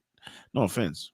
Man was exposed. Drake was exposed. Plus, many other industry elites were exposed. But right now, we are seeing Roc Nation in the hot seat. For years, they have tried to hide their evils, but they can't hide any longer because God designed the world so that the truth will always come out. So wickedness can't hide forever. All that is done in the dark is eventually unveiled when it's brought into the light. And that is exactly what's happening with Roc Nation right as we speak. Their sins are coming to the light, and they're being exposed for what they really are. Industry gatekeeping bullies. Whether it be using their legal connections to get people thrown in prison for crimes they did not commit, or using their lawyers to silence media personalities, or even trying to have their own children institutionalized to separate them from their significant others. Or, like in the case of Nicki Minaj, blackballing artists because they refuse to sign to their label. Roc Nation is continuously proving they are the industry bullies everyone is accusing them of being. This is what Nicki Minaj has been saying for the last few months about Roc Nation. Now, I'm not going to sit here and say I have ever agreed with anything Nicki has said or done in the past, but what she is saying about Roc Nation is hard to deny when you realize many others are saying the same thing. For example, Tory Lanez claimed Roc Nation came after him after he refused to sign with them after his record deal ended. Not long after this, Megan blames Tory for shooting her and Megan is a Roc Nation artist. Roc Nation then does everything in their power to make sure Tory is found guilty. Nicki Minaj claims that refusing to sign with Roc Nation is part of what started her beef with them, claiming that sometime back, they tried to sign her when her contract with Young Money came to an end, but she claims she refused the offer. She also claims that Roc Nation scammed her with the title deal they had. See, when Jay-Z was initially launching Tidal, Nicki was offered an investment opportunity to join the team. She invested money into the company and promoted it to her millions of loyal fans. Sometime after launching Tidal, Jay-Z ended up selling it to Jack Dorsey for around $300 million. Nicki wasn't paid $1 to $2 million, but she claims that she was owed much more money than that. She then claims that because of this, Roc Nation launched a blackballing campaign against her, doing everything in their power to destroy her career. Back in June 2025, Nicki Minaj publicly blamed Roc Nation for running a smear campaign against her. She claimed that they were shadow banning her and paying the media to spread misinformation about her. Nicki also called out Megan Thee Stallion, mocking her for trying to get a lawsuit dropped against her for an alleged essay she did to her cameraman. What Nicki was referring to was a lawsuit that was filed against Megan back in 2024 by her cameraman Emilio Garcia, who sued her, alleging harassment, a hostile work environment, and unpaid wages stemming from an incident that allegedly occurred back in June 2022. Garcia alleged that Meg started being intimate with another woman in front of him inside of a car. He claimed that Megan then forced him to watch, threatened him about speaking out about it, and ended up firing him and didn't pay him for his services. This led to Garcia suing her, and then Megan tried to get the lawsuit thrown out of court, but the judge refused and allowed the lawsuit to proceed. When the judge rejected Megan's filing to dismiss, Nicki took the opportunity to mock her about it, tweeting in July 2025 about Desiree Perez and Jay-Z failing to stop the lawsuit. Nicki also tweeted out exposing Desiree Perez, the CEO of Roc Nation, for trying to institutionalize her own daughter. I made a video breaking this situation down a few months back. If you haven't seen that video, you'll find the link to it in the description. According to Nicki, the more she called out Roc Nation, the more they attacked her behind the scenes, ruining her career and destroying her reputation. This got so bad that it recently boiled over this month in October, when Nicki took to Twitter to expose Roc Nation once again, this time accusing them of the unthinkable. Nicki went on her Twitter rant where she accused Desiree Perez of begging her to sign a touring deal with Live Nation, which owns part of Roc Nation. But the most disturbing thing she said had to be when she alleged Roc Nation was somehow behind the death of artist D'Angelo. She even went on to claim that she canceled her upcoming album due to Roc Nation. She started her Twitter rant by saying, "Anytime Roc Nation is in the news for something they don't want you to know about, a few things will happen. 1. Will Smith will appear. 2. A famous person is announced dead. 3. Their allies will begin to post and say nasty things about the Queen. And 4. Lace Z will pop up looking dumb." As you can see, this is an alarming allegation, as she mentioned when Roc Nation... Wait, what that mean? You said Will Smith would appear, though. That's crazy. Will Smith. Why would Will Smith appear? Anytime. She called them niggas cock nations. Cock nations in the news for something, they don't want you to know a few things will happen. Will Smith would appear. A famous person is announced dead. Their allies will begin to post, say nasty things about the Queen. Who's the Queen? This bitch Google. Laces will pop up looking dumb. Okay. Oh, what the fuck? She talking about the Queen. She wants to distract the masses. A famous person will be announced dead. Yeah, now, the media outlets are reporting that she was referring to D'Angelo, who recently passed away from cancer. If we look at this tweet, Nicki is essentially claiming that Roc Nation is somehow behind his death, referring to his death as being used to sway headlines, basically accusing Roc Nation of sacrificing D'Angelo. This was extremely interesting to me. Knowing that industry sacrifices take place makes it seem like Nicki was trying to accuse Roc Nation of doing this to D'Angelo. This is the reason I wanted to make this video in the first place, because D'Angelo's death was rather suspicious to me. Not because they claim he died of cancer, as people die from cancer all the time, but because of who he was connected to. See, D'Angelo was once in a relationship with another artist who recently died, Angie Stone. Angie Stone died earlier this year in a horrific accident. Now again, I understand people die all the time, but Angie Stone's death was seen as suspicious since day one. She died just months after she began calling out Universal Music Group for robbing her of millions of dollars. She claims that after she found out UMG was robbing her, she confronted them and they refused to make it right. She then claims that because of this, UMG started to come after her. In December 2024, just months before she died, she made a video claiming that UMG was behind her contracting a blood infection that almost killed her. She also claimed that she wasn't going to quit until she got her money from UMG. Egl was very particular in targeting me. But anyway, I was rushed to the hospital because I wasn't breathing so well. Came to find out, I had what was a bacterial blood infection that I had gotten when they stuck me with the needle. It had went into my bloodstream and caused a staph infection of the blood. Now, I didn't have a clue that there was a blood infection until they rushed me into ICU. I went into ICU and I went to use the restroom and I passed out in the restroom. My oxygen went all the way down and rendered me basically unconscious. When I came back to, the nurses began to tell me that I was screaming for Jesus because when I went down, I'm sorry, I didn't know that, I didn't know what was happening. All I know is it was all of a sudden.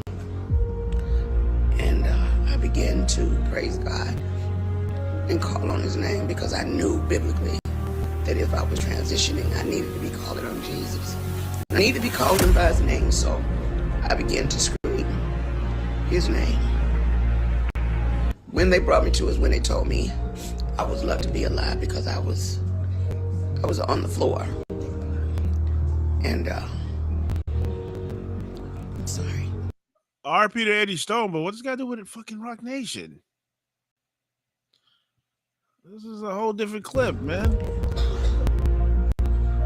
I knew it was an attack. I knew it was a spiritual attack on me. However, I was treated and God healed me. I'm going to follow Nicki Minaj on Twitter. After 2 weeks. That's the only chick I'm following. You and I. They cleared up the blood infection.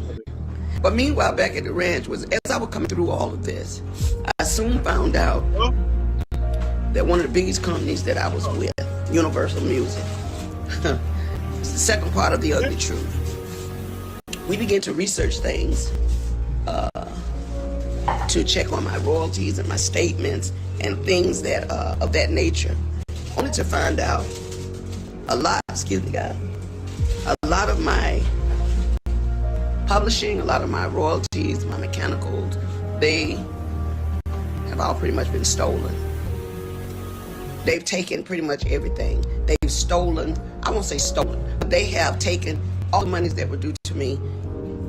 They have basically absorbed in that company. You only knew how much money they have taken from me, how much they have stolen from me. Money that I'm supposed to be, I should have been able to retire 20 years ago with the money I made, supposedly. So I'm just here to let you know, one way or the other, Universal Music, you're gonna have to give up my coins.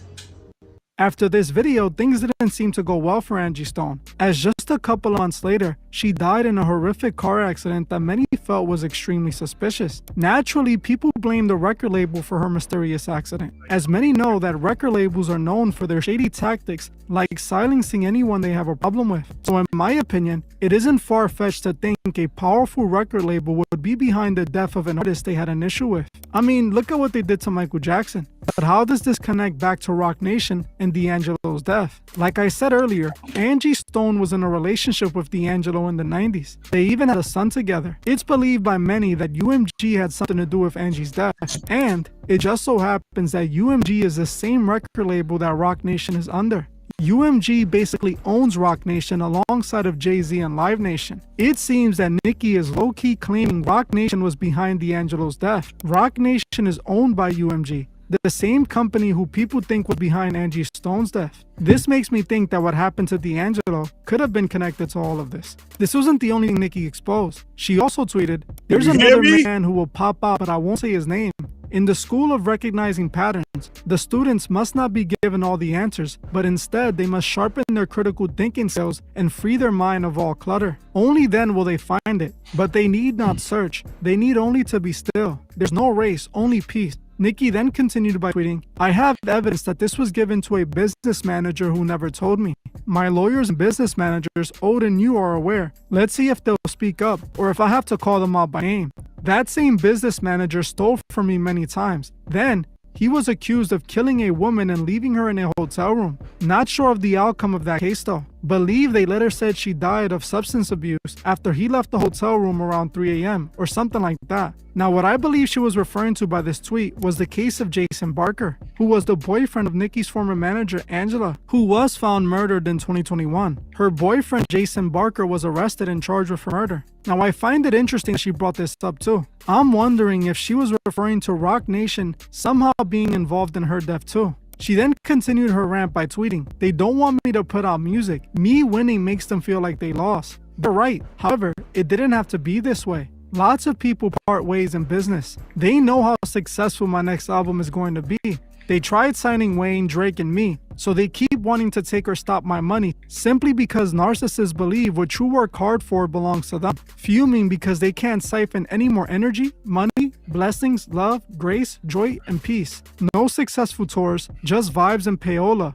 As you can see, this is the practice that Roc Nation is becoming known for, gatekeeping and dishonest tactics. They want to force artists to sign with them and play their game. If the artists refuse, they come after their career in every way possible. They try to destroy these artists to make them an example of what happens when you refuse them, like they did to Tory Lanez and everyone else they're coming after right now. Nikki then continued her Twitter rant by calling out Desiree Perez, tweeting, Desiree Perez, you got bigger fish to fry. Conspiracy, false imprisonment, civil rights violation. Oh, Roc Nation, y'all suck. Page 6, US Weekly. Nothing you will say will stop what's to come.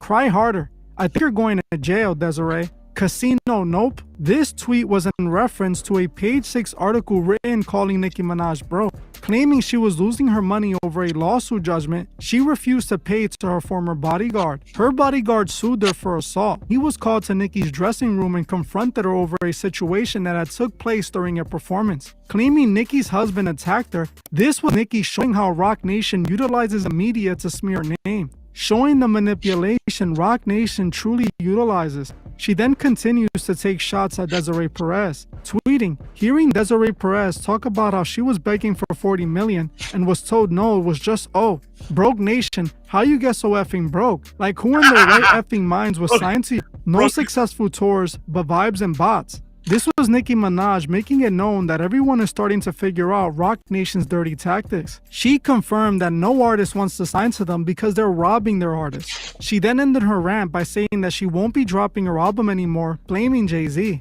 As you can see, Nicki crashed out on Jay-Z and Desiree Perez, exposing their shady industry tactics and going as far as to suggest they might have something to do with D'Angelo's death. While you may be thinking this is between Nicki and Roc Nation, why should you care? That's not true. Roc Nation is taking advantage of anyone they desire. While it might be Nicki now, in the future, it could be anyone. They are literally suing a small-time blogger for exposing Megan as a liar. Roc Nation is power-hungry, and they will stop at nothing to prove they are the gatekeepers. We must all call them out and stand up against this abuse of power. Well, I'm gonna end this one here. I want to thank you all for watching, and I'll see you guys in the next one. Yeah, Broke Nation. Look out for Broke Nation, man. Nicki Minaj, I'm gonna follow her on Twitter. That's the only female rapper I'm respecting right now. And she came from Queens, New York, so I gotta give her respect. Even though she got a little bad BBL and she dating a pedo, I gotta, I thought that nigga's a pedo. There's proof of that. Those are allegations on Trump. Y'all niggas ain't got no proof. That's why. Y'all make shit up.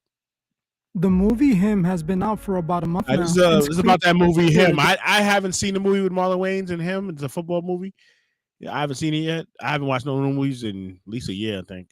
What's the last movie I watched? I don't even remember. I'm back to watching TV shows, but it didn't engage shit. I'm turning that shit off. Live up to the hype. Before the movie was released, people saw Jordan Peele's name attached to it and expected another interesting multi-layered movie with a deep message connecting it all. Instead, they got a poorly pasted, poorly executed disaster that failed to meet the expectations of viewers and critics in almost every aspect. This has left him with a low 31 Rotten Tomato score. Most people simply don't like this movie, with most calling it too nonsensical and hollow to be taken serious. But what if I told you that as poorly as this movie was executed, it still has a very important message encrypted into the plot of the movie that shouldn't go unnoticed? This movie pulls back the curtain and reveals the inner workings of stardom in the NFL, the real price to be the GOAT, and what that price actually looks like. This movie, although not as good, is the new modern-day Eyes Wide Shut, as it offers the viewers an inside look at the dark price of glory in sports and every other entertainment industry. As they simply put it, to be the GOAT, what are you willing to sacrifice? And this film begs the question, to be a star, what are you willing to sacrifice? You're willing to sacrifice! And there's a reason most people don't like this movie. It's because it shows them a side they have never seen before of a sport they love so much, something they don't completely understand. But today, in this video, I will tell you exactly what the movie Him is really about. Then you will see just how important the message of this movie truly is. Hey guys, I hope all is well. Welcome back to The Truth Is, where I drop new videos exposing the truth weekly. In today's episode, we will be talking about the movie Him. I want to warn you that there will be spoilers ahead. But before we begin, make sure to subscribe, like, comment, and share this video so we can get this video seen by as many people who need to see it. Simply by leaving a like and a comment, you can help this information spread to others. I want to thank you all. Now, let's get right into it.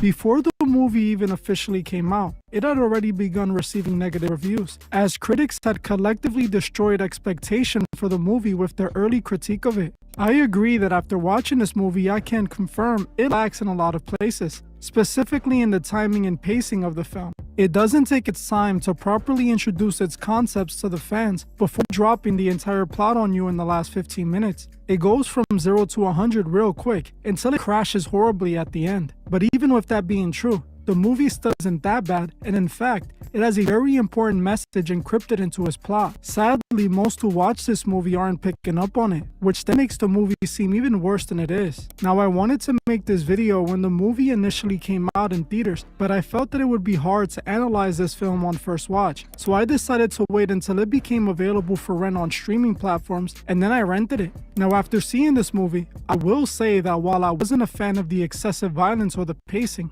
I still think the movie is decent. But what is truly great about this movie is the message. It had an extremely important message, and I wish they would have better produced the movie so more people would understand what it was trying to say. Like I said earlier, I compare this movie to the modern day Eyes Wide Shut. Obviously, this movie doesn't come close to the quality of Eyes Wide Shut, but just like Eyes Wide Shut, it reveals the dark side of reality in a raw way. Just like Him, Eyes Wide Shut was a movie that most people just didn't really understand when it came out. This is exactly what's going on with Him. People just don't understand the film. Before I explain what the movie is about, let me summarize the movie really quickly. Now again, I want to warn you that there will be spoilers ahead. The movie Him is about an athlete named Cameron who grows up admiring a football star named Isaiah White, who is seen as the GOAT. Cameron's father, who was a massive football fan, tells him that one day he will be the next GOAT. He then trains and pushes his son, grooming him to be a football superstar. When Cameron gets older, he is looked at as one of the next potential GOATs in football.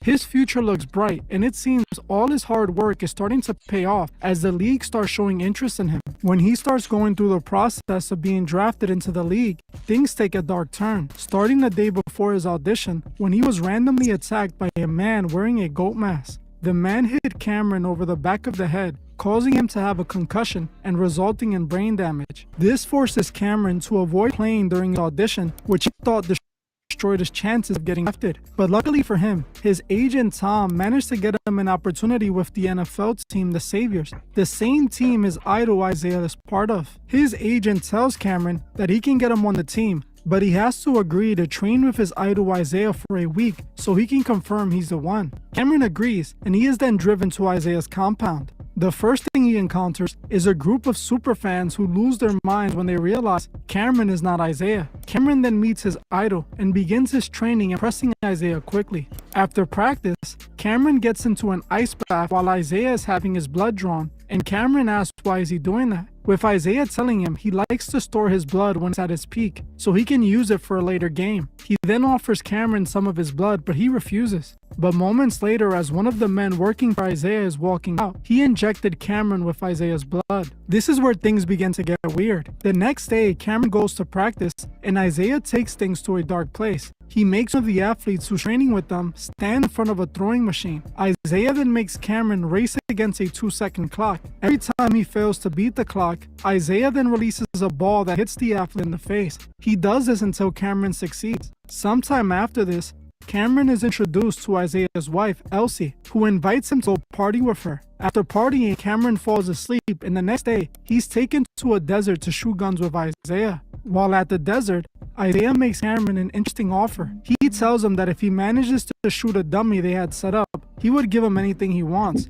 But Cameron refuses his proposal, as he tells him he doesn't want any handouts. This is a very important scene, and we will come back to this later, so make sure you watch this video to the end. The next day, Cameron is getting interviewed at Isaiah's compound, and he talks about how his father died shortly after he told him he didn't want to be a football player anymore. After the interview, Isaiah's wife invites Cameron to a party, telling him that she managed to get him a deal with the owner of the Saviors, but they want to meet him at this party first. Cameron agrees and is taken over there with Elsie. Before Elsie brings him in, Cameron questions Elsie about the location since it seems sketchy. Elsie tells him they use these discreet locations because they don't want people to know about their strange rituals. When Cameron walks into the club, one of Isaiah's employees tried to warn Cameron about what's going to happen, warning him to run while he still can. Cameron doesn't understand and continues on. He then meets up with his agent, who introduces him to the team's owner. He then sits on a table with all of them, where his agent asked him if he's ready to take the next step, with Cameron nodding yes. He is then given wine to drink that seems to be infused with Isaiah's blood. When he drinks it, Isaiah wakes up on cue, knowing that he had drunk his blood. After drinking the wine, Cameron starts partying as Elsie is seen killing and sacrificing the man that tried to warn him. Cameron then walks into a room and finds a goat mask similar to the one the person who attacked him was wearing at the beginning of the movie. When he lifts the mask up, he finds the decapitated head of the man who tried to warn him. The next day, Cameron wakes up in an ice bath hooked up to an IV of Isaiah's blood. He is lying down being scanned by a machine, while on top of this symbol that we will get into more later. Cameron then removes the IV and goes looking for Isaiah, where he finds him inside of the theater room. Once inside the theater room, the door shuts behind him, and as you can see, the symbol that's on the door was the same symbol that was on the floor in the last scene. While in the room, Isaiah finally tells Cameron what has been going on, telling him why he has been injecting him with his blood and why he was brought out there to begin with. Isaiah reveals that the GOAT isn't just a really good player. The GOAT is chosen by the elite, and there can only be one at a time, telling Cameron that he was chosen after his father made a deal with the owner of the team long ago. Cameron's father was in the military and was somehow connected to the league's owner. He offered his son to be the next GOAT and was grooming him for the league. Isaiah tells Cameron they had been grooming him his entire life, telling him they have been giving him his blood because it's a part of the GOAT ritual, explaining that every GOAT gets blood infusions from the previous GOAT before them. This is how they keep the spirit of the GOAT alive. Those who they choose to receive the GOAT blood become supernaturally talented at the sport.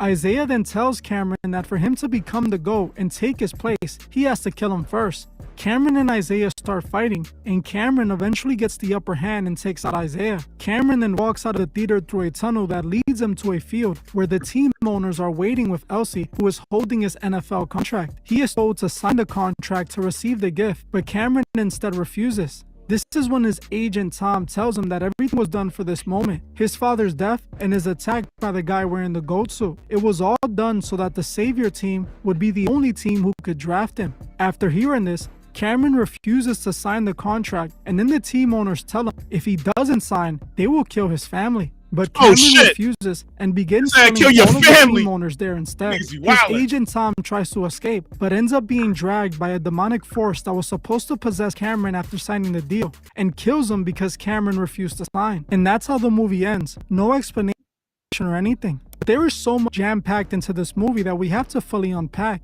As you can see, the movie isn't just about football, but about the price to be the GOAT in football. As the movie reveals, you can't just become the GOAT by being good. You have to be chosen by the elite, who then groom you and use rituals to make you into the GOAT. It tells us about the secret societies that run the NFL and all pro sports, how they are the ones who choose who will be the GOAT, and how it's all connected to the spiritual world and occult practices. They also reveal that football is just the modern-day gladiator games, with the football players being the new gladiators who risk their lives to entertain and distract the people. In the movie, the goat is directly connected to the term in alchemy called the Great Work. Alchemy is an ancient spiritual practice that is at the foundation of many secret society teachings. Alchemy is a practice done by people that believe it helps them transform themselves from basic people into transcendent human gods. In the movie, the term GOAT refers to a player going through the transformation from a good player to the GOAT player. The GOAT represents completing the great work. The entire movie was about this great work ritual. The great work is a ritual that takes 7 steps to complete. The movie happens over the course of 7 days, with all 7 days being a part of the ritual. In alchemy, Baphomet is a representation of the great work. In the movie, the GOAT is a deity, a demonic force that possesses the player who has the GOAT blood. That's why they were infusing Cameron with Isaiah's blood, or why the man wearing the goat mask attacked him from behind. To make this even clearer, they show the symbol of the great work many times throughout the film. The symbol of the great work is this symbol here, a circle within a square within a triangle within a larger circle. When Cameron is sitting in the ice bath receiving Isaiah's blood transfer, he was sitting over the symbol of the great work. Also, when Cameron walks into Isaiah's theater room, the symbol of the great work is once again shown on the door, indicating this was all about alchemy and the great work ritual. From the beginning of the movie, they jam-packed it with references that we need to go over. The most important message was obviously at the end of the movie, where they wanted Cameron to sign the contract and get possessed by demonic spirits in the middle of the pentagram. When Cameron walks out of the theater after killing Isaiah, you can see he walks over a checkered board floor. The same checkered board floor he walks over when he's invited by Elsie to attend the party the day before. This is in reference to the Masonic checkered board floor, a prominent symbol used by Freemasons that could be found at every Masonic lodge. It's clear the movie was implying that the team's owners were a part of the Freemasons. This wouldn't be far-fetched either, because I have exposed football's connections to Masonry countless times. Walter Camp is considered the father of American football. He is credited with laying down the foundation of what went on to become American football. Walter Camp was a part of the secret society, the Skull and Bones, a secret society created by Freemasons that operates at Yale University. The Freemasons have been behind football since its inception. It's supposed to represent the new gladiator games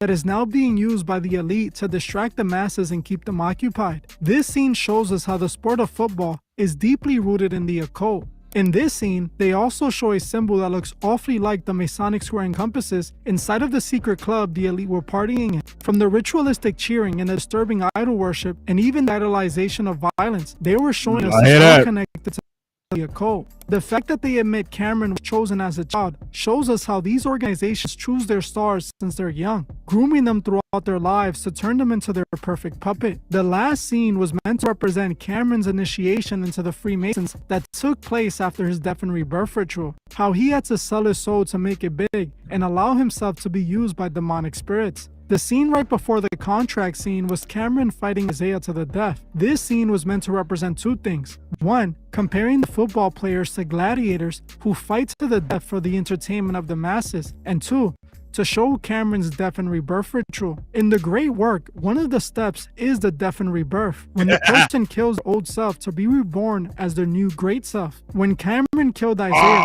he was reborn. That's why in the very next scene, he is shown walking through the checkerboard floor covered in blood. This was representing his death and rebirth after completing the great work, as when we're born in blood. Another important scene that ties this all to selling your soul to the devil is when Isaiah takes Cameron to the desert to shoot guns. While he was there, Isaiah offered Cameron to sell his soul for the world. Just like in the Bible, when Satan offered Jesus the world if he bowed down and worshipped him, Isaiah offered Cameron the world if he did as he said. But Cameron refused the offer, just like Jesus refused Satan's. Another important thing they revealed was how the elite sent the woman to honeypot Cameron. In the movie, Isaiah's wife Elsie is the honeypot handler who is sent in to groom Cameron. She is used to bring him in and get him to sign, as even after Cameron had everything he wanted in front of him, he still chose to deny the deal and keep his soul. I believe this message is truly important, and I'm surprised those behind this movie even put this message in there. But this movie obviously shows us in a satanic way, with all the violence and blood. But at least Cameron refused the deal and walked away with his soul. Cameron did the right thing, and we know many won't do the right thing when it comes to a situation like this. Many would choose to have the world instead of their soul, and we see this every day. Cameron refused to give up his soul to become the GOAT. Now, in a way, I felt like those behind this movie were hiding the truth in plain sight. This movie was basically a confession, which makes me believe that the movie was purposely trashed by critics and paced wrongly by the studios who edited on purpose to ensure the movie wouldn't be received positively. While the movie was executed poorly, the message is still loud and clear. If you want to be the GOAT, you have to pay a dark price. A price that Cameron learned isn't worth it. Well, I'm gonna end this one here. I want to thank you all for watching, and I'll see you guys in the next one.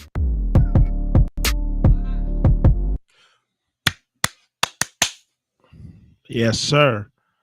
Let's get to it. Yeah, I got a bunch of shit. I didn't even see that show, Weapons.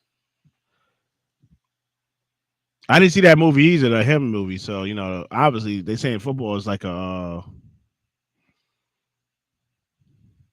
breakdown of Warrior Gladiator games, you know what I'm saying, to keep you entertained. I know some of y'all don't want to hear that, but you know, a lot of y'all football fans, there's a million football fans that don't want to hear that shit, but yeah, it is what it is. That's what is going on.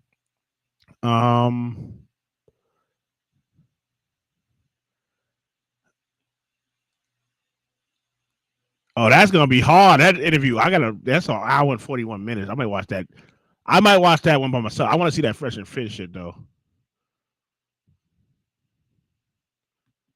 He said, I'm looking at this situation as an American citizen, and I'm seeing these people get detained. I'm going to see that, and I'm going to think that's wrong, because if they're getting detained unlawfully, which there's no proof that they were getting detained lawfully, then it would be wrong. The thing is that I'm going to assume that if they had that many people detained and they arrested a bunch of them, brought them back, they had some probable cause to do so. Well, let's talk about the legal standards. Why we're detaining American citizens because they might be illegal immigrants. Under the Homeland Security Act, you can absolutely detain someone to identify who they are, especially if you go into a residence and you find other illegal aliens. Right, these are policy points, right? That's happening because of a policy that allows it to happen. No, it's law. It comes from the IA, the Immigration Nationality Act. It's not a policy. No, it's a law. So, I know the guy that was just before me earlier, he was talking to you about the Chicago raids, and your response to that was that the method that they use of like coming in there, taking people outside, zip tying them, yep, American citizens included, children included, yep, it was necessary for procedure. Is that what you said earlier? Yeah, I mean, it's a safety thing. Okay. Simple as that. So as American citizens, are we not afforded certain rights against search and seizure? And when law enforcement is allowed to detain us, we have certain rights against that, right? Well, if they believe that a crime is being committed or, you know, is being committed or has been committed, they obviously are going to run an investigation. If you go into a house and you see an American citizen and a bunch of illegal aliens, well, that's a crime. That is harboring illegal aliens. That's a felony. So the crime was that they believed that there was illegal aliens being harbored there. It could be. There are different situations as to why they went in, because we don't know the facts of when they hit the door. Did they have a warrant? Did they get consent? Who knows what it is? We don't know all these very pertinent and important facts that obviously will, you know, let us know how things really went down. But what I will say from a tactical procedure, zip tying and or handcuffing every single person as you're doing an enforcement operation is the standard, right?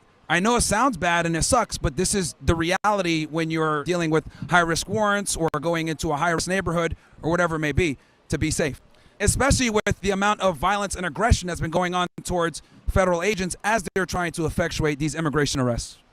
Yes, I understand that being the procedure. I want to mainly focus on constitutional rights against search and seizure, right? Sure. We specifically, as American citizens, are supposed to be afforded those protections so that in the middle of the night, law enforcement can't come and zip tie us and those sort of things. Yep. In instances where that happens, I think it's kind of impossible to say that our constitutional rights aren't being violated in some capacity. Well, do you know if they had a warrant or not? They would need justification for it, They right? might have a warrant. They might don't have know a that. So let's say they don't have a warrant. Okay. Is that wrong? Well, again, they might knock on the door. Someone comes. Hey, could we come in and search? They say yes. They go in. They see an illegal alien. Bam. Now at that So they can point, search the whole building? Well, hold on. The building they can go into, each unit, we don't know what the particular circumstances were because each house or each unit is going to be its own search situation, if that makes sense. So let me or its own law enforcement encounter. Yeah, I want to clarify your story. So you're saying they go in, they knock on somebody's door, they find an illegal alien in that room, and then they're allowed to search the entire building and look for illegal aliens? Yeah, pretty much. Yeah. How is that probable cause for who's living in the other rooms? Okay, so are you familiar with the concept of right to be and right to see? Not exactly. Can you Okay, elaborate? so if you lawfully enter a home, right? Let's say you get consent to search, and you find drugs. Now, you can go ahead and say, I now have the probable cause to search this entire place. 5 niggas. They could go ahead and kick everybody out, detain them, call up a judge, get a warrant, and now they can go ahead and search the entire place, unless the person gives them consent to continue searching. But the reality is, right to B means right to see. So if they're in there lawfully and they see something or criminal activity, that gives them the probable cause to go ahead and get a warrant or continue the search. Now, if you go into a house and there's illegal aliens in there, now you have probable cause for what's called 8 U.S.C. 1324, which is a felony under the INA for alien smuggling and harboring. So, again, these are details that we don't know because we just saw a promo highlight reel. But these are things that could have happened as to why you saw what you saw. Okay, well, again, we were talking about an apartment building, right? Under what you just mentioned, if they go into an apartment building, they find one illegal alien in one of those rooms. Yep. Is the thing that you're talking about, it would apply to the whole building, not just this one individual's room? Well, it would apply to that apartment unit. That apartment unit? Yes, but you don't know if the person that had that apartment unit isn't also renting out other units. You don't know, but law enforcement doesn't know either. Here's the thing. They might talk to the person that's in charge of the house. Hey, do you have any other units? Yeah, I got a couple others here. Or you get information from informants that you know that aliens are in another house. There's so many different ways where they can build up the probable cause to conduct these operations, and we don't know, so we can only speculate. But I'm giving you a couple of examples of how law enforcement ends up in these situations. But yes, harboring illegal aliens is a crime. The reason why most people don't know this is because we've gone soft on immigration for too long, and we've been cucking ourselves for a bunch of immigrants. So the reality is, if they're here illegally and they get found in a unit, that gives the cops or law enforcement the opportunity to get a warrant to search the rest of the residents and conduct their investigation. Okay, again, we're doing a lot of speculating, as you just said, right? You're doing a lot of speculating. Well, you're the one that came in saying, like, this is illegal, blah, blah, and I explained to you why it probably won't be. I didn't say it was illegal. I never said it was illegal. I said that if it was you made an argument about search and seizures, illegal search and seizures. Yes. But we don't have information on whether or not this was a legal search and seizure, right? So I wanted to get your opinion on what would be the case. If it was an unlawful search and seizure, would that be wrong? The case would be thrown out. It would be wrong. Yes, the case would be thrown out. It would literally be fruit of a poisonous tree. Okay. When I'm looking at a situation as an American citizen and I'm seeing these people get detained, right? I'm going to see that I'm going to think that's wrong. Because if they were getting detained unlawfully, which there's no proof that they were getting detained lawfully, then it would be wrong. Well, you don't know if they're being detained unlawfully, too. I don't know if they're being detained lawfully or unlawfully. Yeah, you don't know. Right, but I'm being presented with this fact that they are raiding a building of illegal immigrants, allegedly. Yep. And then they are getting zip-tied. American citizens are getting zip-tied. We don't know if ICE had the justification to go in and do that. That's a problem. Well, you're not going to know because law enforcement does their operations, and it is what it is. Like, you know, I mean, you can go ahead if you wanted to, and maybe there's a press release on it, read it, go through the criminal complaint, see what they were charged with or whatever, but we don't know. And also, you don't know when they go in there what other things they might find. Did they find guns? Did they find drugs? Did they find evidence of another crime? Speculation. We don't know. Yeah, lots of speculation. But the thing is that I'm going to assume that if they had that many people detained and they arrested a bunch of them and brought them back, they had some probable cause to do so. But we don't know that for sure. And I think as American citizens, when we live in a democracy where we're seeing a case where our rights might be being violated, and we know from instances that have happened in this administration that there have been cases where people who were not illegal immigrants were being detained unlawfully. No, they're being detained pending an investigation, and then if they're not, you know, committing a crime or they are here illegally, then they'll be released. When I'm talking about unlawfully, I'm saying that we have American citizens who have protections under the Constitution. You don't know if they're being detained illegally because, again, it's a part of a criminal investigation and you don't know. Well, let's talk about the legal standards there, right? Why we're detaining American citizens because they might be illegal immigrants. They might be harboring illegal aliens, yes. Or they might have found a gun in the house, or they might have found drugs. We don't know. We're not always talking about them being arrested for harboring illegal aliens. We're talking about they could be arrested because law enforcement thinks that they are here illegally. They're going to detain them and conduct what's called an immigration inspection and determine their alienage. And they can do that.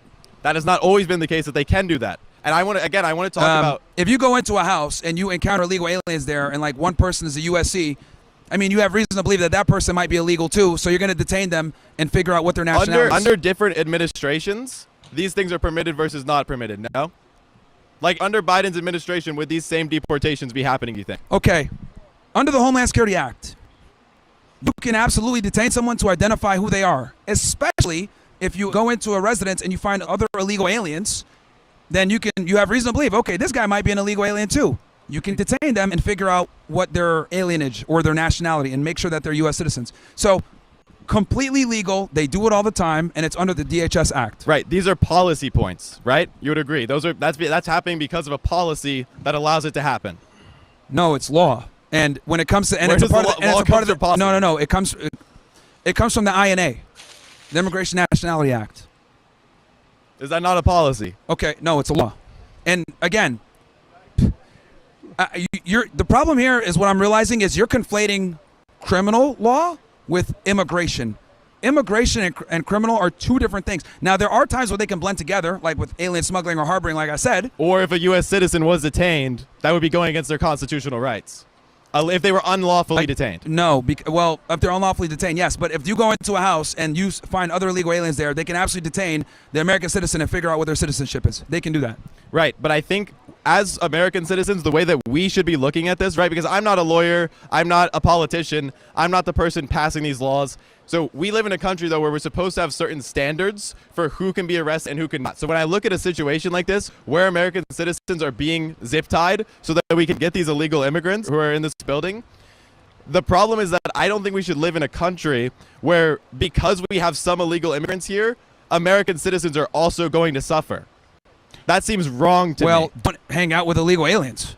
It seems pretty simple. Just don't hang out with illegal aliens. Don't harbor them at your house. It would actually be quite difficult because how do you, like, when you're walking down the street, if you see somebody, are you able to tell me if they're an illegal immigrant or not? No, but I mean, if you're living with someone or residing with them or they're at your house, you're probably going to know their alienage to some degree. They might tell you, or if you don't know, that's fine. But again, hey man, this is what it takes to go ahead and enforce immigration, and this is why every politician before Trump has been too pussy to do interior immigration, because people like yourself, no offense, get emotional and say, oh my God, this is so. But the reality is they're doing their jobs, and this is what it takes to do that job. American citizens are going to be detained and have their alienage determined and figure out what their nationality is, and if they're an American citizen and they didn't commit a crime, they're going to be released. Oh well, like this is a part of the game. Like it is what it is. American citizens get detained all the time pending immigration violations or immigration inspection. First of all, I don't think it's wrong to feel emotional about somebody else's rights being violated in a country that we don't know that I live in. We don't know that. But we know that they could be happening. We know that they're like, even if we're not so talking you're about rights. Hold on. Pissed off about it could be. Let me take this back. So even if we're not talking about rights under the Constitution, right, or under the law that's been passed, we live in a country where we're supposed to be free American citizens, correct? Yeah. And in that case, I don't think that I should be able to be detained for a reason of there might be some illegal immigrants here. First of all, these people that are illegal immigrants, the crime that they've committed is that they're here illegally. Yep. That doesn't necessarily mean that they're causing any danger to themselves or anyone around That's them. irrelevant. They're here illegally and they're going to get deported. That is absolutely relevant. That's because not if relevant. my rights are going to be violated, I want it to be for a good reason. Okay. Again, if you're in a house with an illegal alien and the cops bust in and they find that guy to be an illegal alien and you were there, well, it would make sense that they would want to figure out your nationality with an immigration inspection, and if you're a U.S. citizen, you're going to be released. Simple. Again, I don't think that's worth it to live in a world. It doesn't matter what you think then, because it absolutely matters because we're talking about that's this being what law wrong. enforcement. Here's the thing. Once again, law enforcement is going to do what they're going to do, and quite frankly, someone like you, who isn't a law enforcement officer that doesn't understand immigration to a degree, it doesn't matter what you think. They're going to do what they need to do to get the jobs done. How does it not matter if I think? And to be honest, the American people voted for this. So people want mass deportations. This is what it takes to get mass deportations. This is one of the main things. A portion of American citizens voted for this. There's a large portion who did not vote for this, who is against it. That's fine. Well, here's the thing. The majority voted for it because Trump's predominant campaign motive was to get immigration under control. No new wars and immigration were his two main things. So by definition, there were a lot of things. Well, the two main things that he ran on and campaigned on. So the reality is the American public voted for this by definition. Not necessarily. I don't think we could say that every they won by a majority. I don't and think now they win by a majority. Okay, we absolutely smoke how are Kamala. Trump's approval ratings doing now? Because clearly there are less people that approve of him than when he was elected. The approval ratings are going down for other reasons. For other reasons, files, which means Israel. that the things that he campaigned on are now not being done the way that his voters wanted him to do them. No, so the immigration is being done because Trump is doing it. It's something that his voters wanted. The immigration is what he's been doing. He promised that, and he's been doing a pretty good job. 90% less border entries. He's enforcing immigration in the interior, which is unheard of, never seen before. It's obviously not easy to do because people get emotional and passionate about it like you are right now. But the reality is, this is what it takes to do mass deportations in the interior. You are going to run across U.S. citizens. You are going to run across aliens with these citizens. You're going to be detaining everyone. You're going to determine alienage. And once you figure out they're a U.S. citizen and they didn't commit a crime, you're going to release them. That's how it goes. Yeah, listen, first, just because you keep saying I'm emotional doesn't mean that I am any more emotional about this than you. I think we're having a pretty constructive conversation. Problem here is that you're letting your emotions dictate what you're going to say, when in reality I'm just operating from a logically sound, pragmatic standpoint of how law enforcement is going to deal with this immigration problem, and the American people voted for this. So the way that I'm looking at this is an American citizen who believes that there is instances in which the rights that I have as an American citizen to not be unlawfully detained by law enforcement. When I say unlawfully, it's more of unjustly, because I don't believe that it's just for American citizens to be detained just because there are illegal immigrants in our country who are causing no issues. Well, look, you can not agree with it, you might not like it, but that's how it's going to go. But it's wrong. No, it's not. I think from those points, I would say that's wrong. Obviously, we're not going to come to a conclusion about that, but that's pretty much all I have to say on it. I'm a former immigration agent. I understand how it works. I would not be breaking the law by doing that. I'd be obviously prioritizing officer safety. And once we determine they're a U.S. citizen and they didn't break any laws, they get released. That's how it goes. Is the law what dictates what's right and wrong? This land, yes. That's all that you go off of for what you think is right and wrong? We are a nation of laws. So your only opinion about what is right is wrong is your entire is the law. premise of why you came up here in the first place was regarding unreasonable search and seizures, which is relevant to law. So it's like relevant to law, but it's not about specific policies. It's about what the country was founded on. It's about beliefs. Those are ideological beliefs. They're not based on policies. Look, my friend, if people are here legally, they're going to be deported. If they're encountered alongside U.S. citizens, the U.S. citizens are going to be detained pending the investigation. That's how it goes. I don't know what else to tell you. You might not like it, but that's how it is. It's wrong. Thank you. That's your opinion. And that is a wrong opinion. All right. Exactly. So don't be with no illegal citizens. You won't get your ass detained, motherfuckers. Everybody just wants to. Oh, that's not just. No, it's against the law, nigga.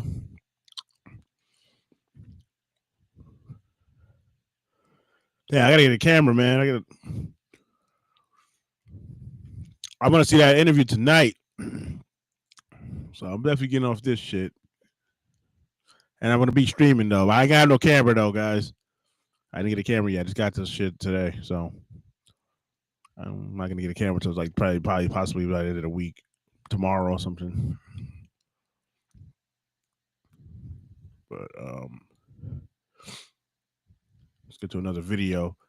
Yeah, if you were a legal alien, a legal immigrant, you're gonna get detained, my man.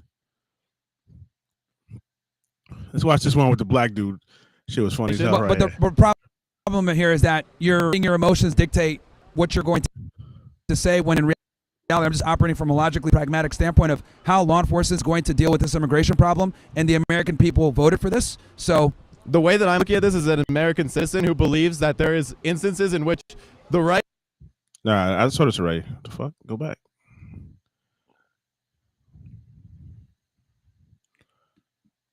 How do you go back?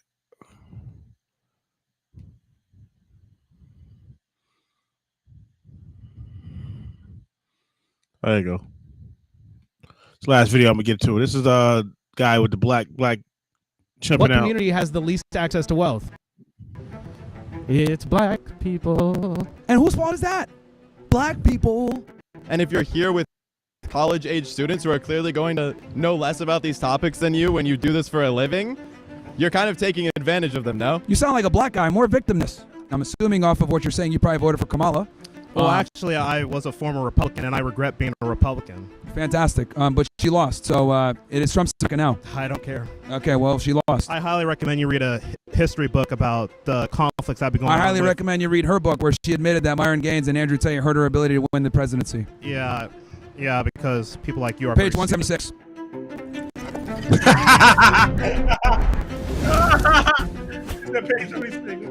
Today's October 14th. As you guys know, today is Charlie Kirk's birthday. So we are doing this second stream in remembrance of him. The pussy assassin that shot him thought they killed him, but they couldn't kill him, actually, because he's immoral and he's going to live in infamy. And at the end of the day, when you're a nobody, you get killed. When you're somebody, you get assassinated. And we know for a fact that Charlie got assassinated. So We're doing this here in his memory. We're going to continue to do this. These radical leftists or whoever it is that want to kill conservatives, they're not going to stop us from telling the truth. Women are stupid. Jews control America. Blacks commit too many goddamn crimes. A lot of Muslims are terrorists. Indians stink. And just because it's very important to say it again, women are stupid. So, with that said, and ICE did nothing wrong. So we're going to be out here for a little bit. Like I said before, we're going to run the amplified sound here soon. But if anyone has a question, comment, disagreement, whatever it may be, feel free to walk up to the mic. It's an open mic. We can have discussion. Well, since everyone's a little scared, the other thing also to note. Oh, okay. What's up, man? What's up? I think fat people should do to lose weight. Control their calories is the easiest way, and then exercise. I think if I was the Führer or President of the United States, either or, the leader, I would put all the fat people in concentration camps because obesity is a problem, and we need to get them in a camp where they concentrate on their health and diet and exercise. And, that's what I would do. Because I think obesity is actually one of the worst things that we have going on in the United States, and it leads to heart disease, which is the #1 killer. What do you say to someone who doesn't want to lose weight? They don't think it's a problem to their health. To the camp you go. All right, good shit. Yeah, appreciate that. Yeah, I forgot to mention that. Fuck fat people. That's another thing I forgot to say. Obesity is completely unacceptable. I don't know how we don't make fun of fat people more. We need to bring back fat shaming. We need to bring back fat shaming and slut shaming. This country would instantly improve if the fat dudes lost weight and the women got back in the kitchen and weren't 304s. So, look, you get looking at me like I'm crazy. Ladies, you're welcome to walk up to the mic if you have a disagreement and change my mind. But those are the different positions that we have.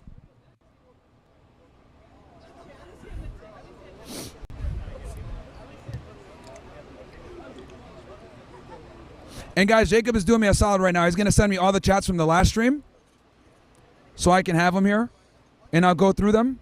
And then also, as you guys know, Sean's live on monitoring his YouTube. I'm on YouTube, but you can super chat on Sean on Uncensored America if you guys want to get involved in the show.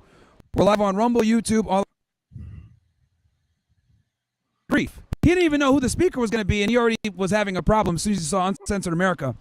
And I get on the set, and I tell him, hey, come on and have a discussion. And he's just screaming from the side instead of coming on the mic. And I'm like, bro, if you want to have this discussion.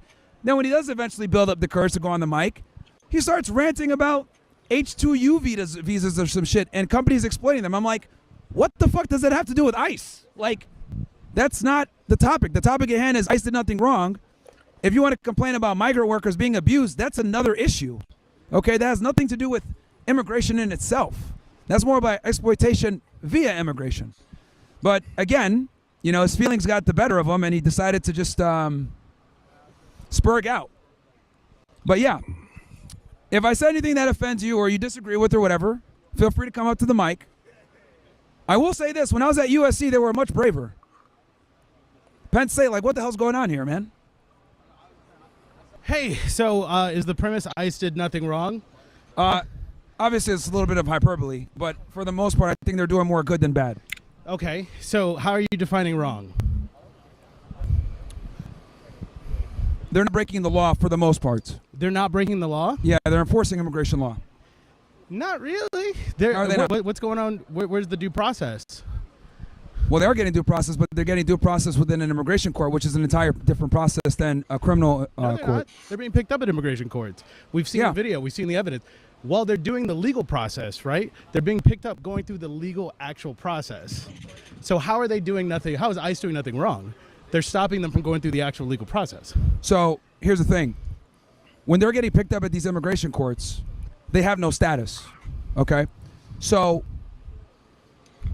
the way we've been doing things for a while now has been aliens have been able to stay in the United States with no status and kind of pending things. But the reality is when you don't have status, you're still removable.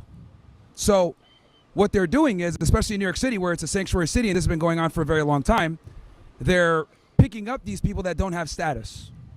So as an illegal alien, their methodology of due process within the immigration courts is completely different to that of what you're familiar with of a criminal court. Sir, they're picking up people who one do have a status. Two, No, they don't. That's why they're getting picked up. No, they're picking up people at their actual court hearings that they're known. Yes. right? So either the immigration judge is ordering them removed, they don't have status, whatever it may be. But if they're getting picked up at the immigration court, that means probably more than likely what happened was the judge rendered that they don't have status to stay in the United States. Right, but they're going. Hence why they're getting arrested. These folks are going through the legal process, right? They're going through the process. There are folks that are actively either they're on certain visas, they have certain green cards, whatever. Those are folks who are actually known, who are actually upset. ICE has picked up those people too. Why are they doing because that? they violated their visa to some degree. Is freedom of speech a violation of your visa? What was that? Is freedom of speech violation of your visa? I actually agree with you on that one, where what they did to Mahmoud Khalil and these other individuals who were protesting against they used anti-Semitism as the reason, even though it's bullshit. But I actually agree that they should not be picked up for political speech. So yeah, we can at least agree that we can agree on that. What it is, right? Yeah. But what I'm saying is deporting students for political speech that are here legally on student visas is deplorable. Yeah, 100%. So we both agree with that. Yeah. But my friend, what I'm saying is that what they are doing is arresting American citizens in the night. They're arresting people. And can you just speak up so everybody can hear you too? So that they're arresting American citizens in the night. They're arresting, and they might be just detaining them and holding them. Yeah. But still, like, they're arresting American citizens and their children. One. Two, they're picking up people who are going to their actual, like, okay, I need to go through the process of going through the legalization process. So they're picking up people while they're actually trying to do that. And the Supreme Court just ruled that they're able to profile brothers and sisters that look just like me and you. Why is that okay? Okay, so the first thing where you're saying that they're picking up American citizens, the reality is if they're picking up American citizens and they're actually staying detained and getting arrested, more than likely they committed an immigration crime. So whether it's harboring illegal aliens, transporting illegal aliens, aiding and abetting, these are all federal crimes. Chicago. Well, whether or not it's a federal crime, what is illegal immigration first offense defined under? What is it defined as? Okay, what illegal entry? Illegal entry. What is it defined as? Yeah, that's 8 U.S.C. 1325. It's a what though? It's a misdemeanor, correct? No, it's not. It's a crime. Here's the thing. It's a crime, all right, and then illegal. You could say it's misdemeanor. But it is. But I'm not saying that's not what I'm saying. That's what it is. Okay, but you're still deportable for coming in illegally. Okay, fine. But whether it's a misdemeanor or not, why are we deporting people who are actively going through the process? Why are we picking up people? Why are we arresting? They have no status. Why are we arresting American citizens in the night? They are just detained, but we're still breaking in, busting down American doors of American citizens that look like me and you. So why is that okay? Here's the thing, and this is why it's very important to understand. They might have a criminal arrest warrant for an individual who is harboring aliens, who might be a U.S. citizen. That's what allows them to kick the door in. And then any other illegal aliens that they come across, they can grab. So now, we're allowed to get this, picked up. Sorry, go ahead. They can conduct what's called an immigration inspection. And that is where they determine their alienage and their citizenship. If the American citizens are not criminals and they're not harboring aliens or whatever else may be, and they're able to prove that they're a U.S. citizen, right, with their immigration inspection, they're fine. They'll be released.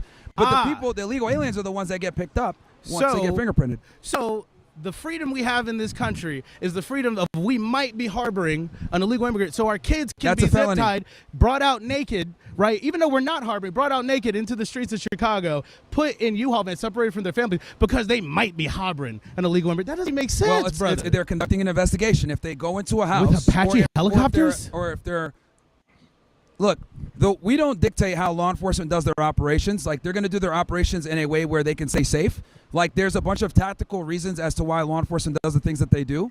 So, yeah, and wait. You're telling me they have to use an Apache helicopter on a building where the majority of the people staying in this apartment building are, in fact, American citizens to keep us safe. How many people do they have to, how many Americans do they have to round up and zip tie, and how many children got to round up to keep us safe?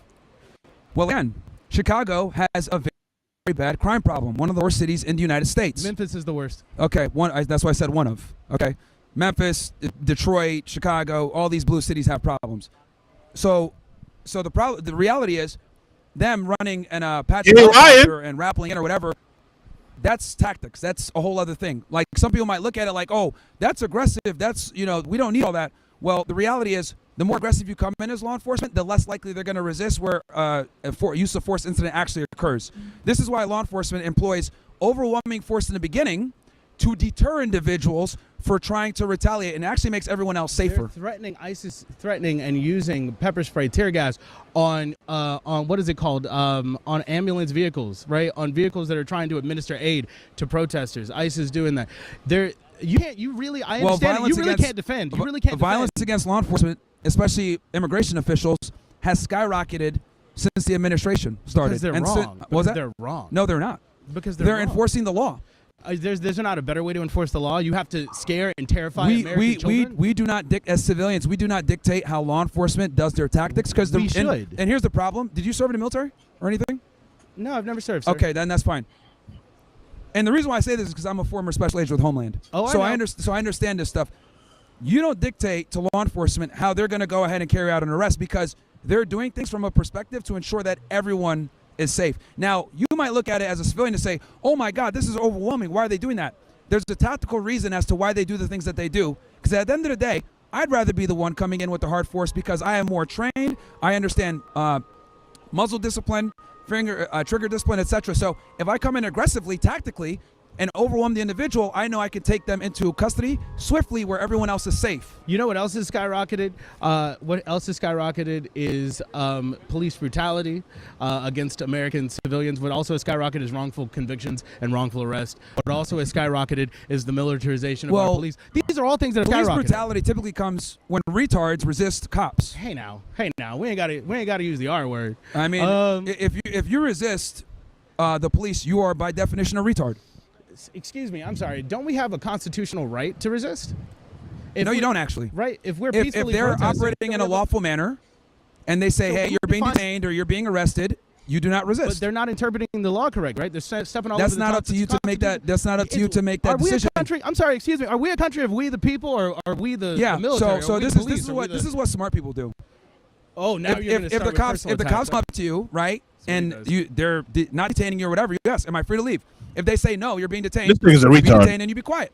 If they arrest you, this is the type of nigga that get hit with a fucking fucking get shot the fuck up. The less you resist, you better, and then you fight it out in court. Right. Nigga, that look crazy. Stepping on the.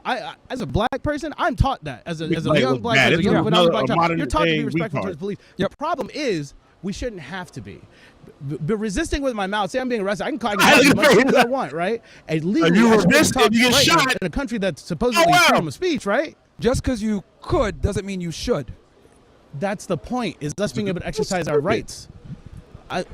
We also have to have some level of common sense. If a cop is arresting you and you're saying you fucking stupid ass pig, blah blah blah, and disrespecting them and escalating the situation, exactly. That is probably going to create the common sense come in on the officer side where they're not really being fired. They're just like they're getting paid leave. There's bad cops everywhere, yeah. But the reality is that's a fraction. Most cops are good people, law-abiding citizens. I can't tell. And honestly, if you show them respect, they're going to show you respect. But the problem is, especially in the black community, is they have a victim mindset, they have a victim narrative. All the cops are against them, systemic racism, blah blah blah.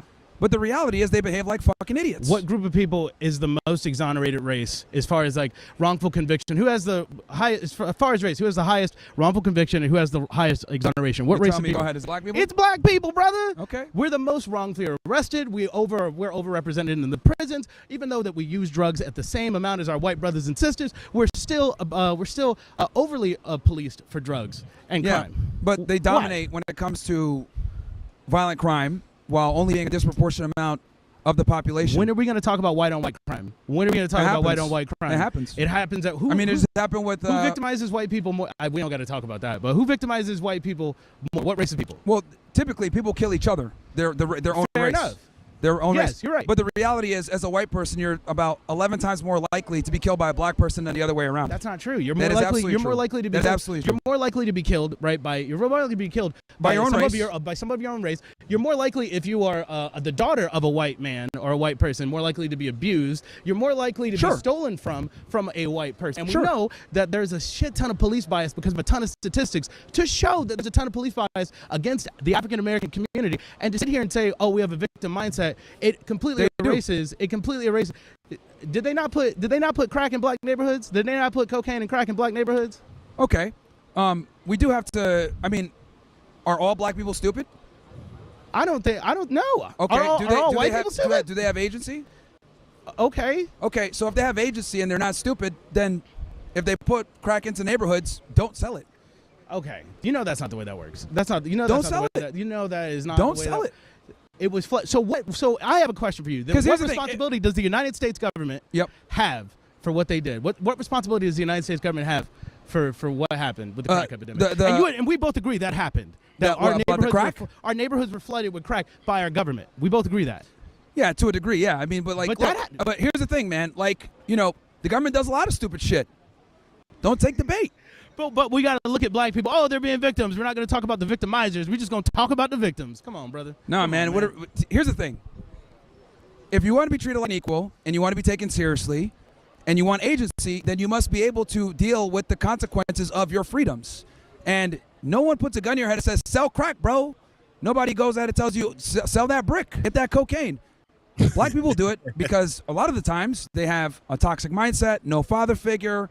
So you're agreeing that like the United States government, the police force, the CIA put these drugs in the neighborhood, yet they have no responsibility over what they did or tried to or go against black neighborhoods and black communities. That's even more so. All the black communities' fault. They have all the even though there was red lines. Because they had a choice to make. You're holding us away from. They had a choice to make. Yeah, but what? Okay, but what?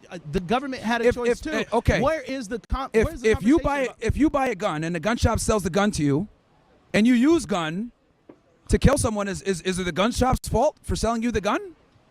No, we're not talking about guns. We're talking about human beings. We're talking about communities. We're talking about real lives, right? We're not talking about guns. We're talking about real. You chose to sell drugs. It's called very weird. To go to jail. We're talking about the fact. We're talking about the fact that there was redlining. We're talking about the fact that black people have been kept from wealth forever. We're talking about the fact that we have been over-policed, right? And you just admitted and you agree with the fact that they put drugs in our mother-loving neighborhoods. But the government, these organizations, they have no responsibility. It's all on the communities that they affected, that they victimized, that they destroyed for years and years with legislation, with money. Here's the reality. With power, with drugs. There is no doubt that the United States was built upon racism, and there was racism in the past all the other horrible things, right? I'm acknowledging that. However, in 2025, racism is no longer a valid excuse to be an idiot or to be poor or to be fat or to be a loser. The government just said it was a valid excuse for ICE to stop people. But profiling. Yeah. Which is a racist practice. Yes, sir, or no, sir? I mean, here's the thing. It's not just profiling. A lot of the times it's what neighborhood are they in, who are they hanging with, what are they doing. You know what I mean? It's called I call it active policing. So I'd like to summarize. Yeah. So black people are only responsible for all the I shit don't know that how the we got to black people from immigration. But you indulge the conversation. But I'll go back to immigration. Let's sure. So these communities that have been racially profiled by our government now is in control of another government agency that is profiling people of color, coming into neighborhoods, busting open the doors of American citizens who may or may not be hiding anyone. That's what's happening. And you're saying they did nothing wrong. To summarize, thank you guys very much. No, that's not it at all. They broke the immigration law and they're getting arrested for being here illegally and they don't have status. That's why they're getting picked up at the immigration courts. Why are kids being put in zip ties? Why are American children being put in zip ties? Give me a good reason. Give me a good reason. Here's again. Kids can get guns. We don't know what's going on. We don't know.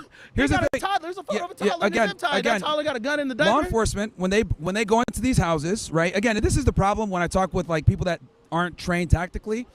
When you're going into a great way to subjugate my argument. Yeah, because the problem here is that you don't like the methodology of how they're conducting things. But what I'm trying to explain to you is there's certain tactical procedures that you put into place where you know you're not going to hurt those individuals if they're all restrained and detained to a degree. And you're going to go ahead and detain everybody until you figure out what's going on, what you got. Then you can release them after. Who funds our law enforcement? The government.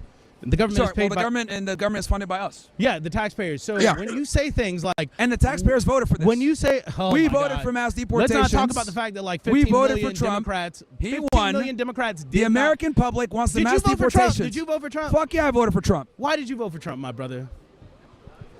Oh man, to send these people back to make sure we don't have a female president. And oh man, I don't like what he's doing with Israel. That's probably one of my grievances.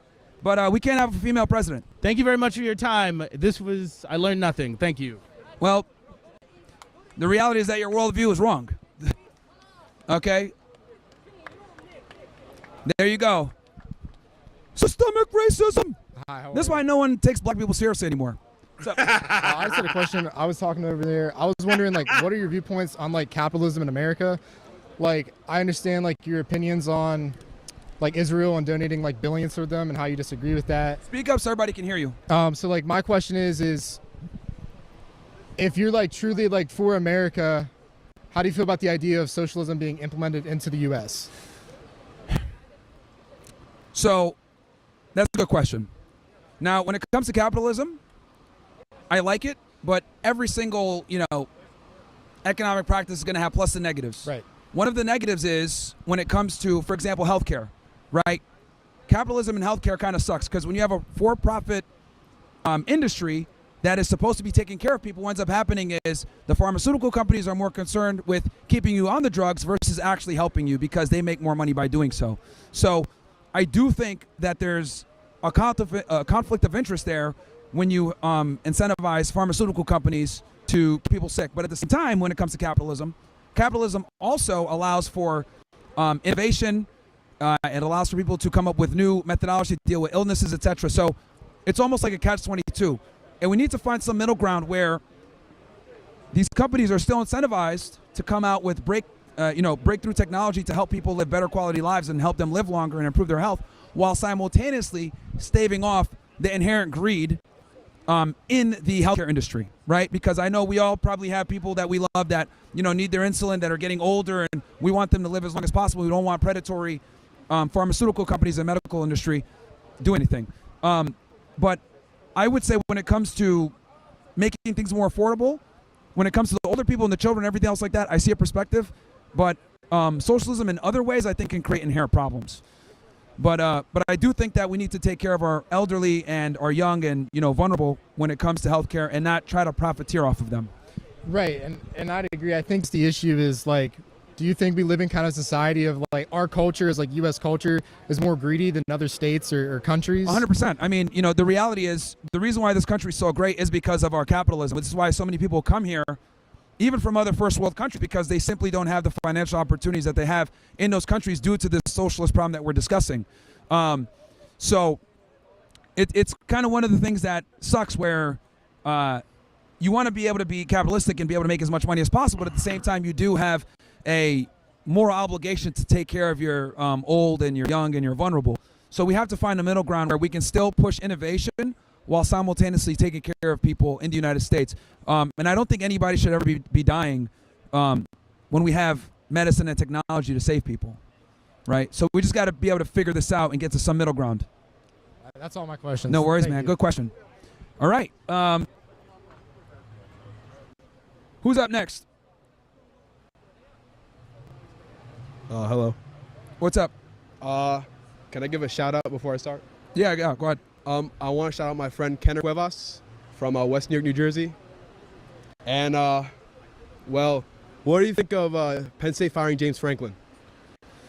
I'll be honest, I'm not really too into college sports and stuff, so I am not too familiar, but from what I understand, he got fired for performance issues? Wasn't winning?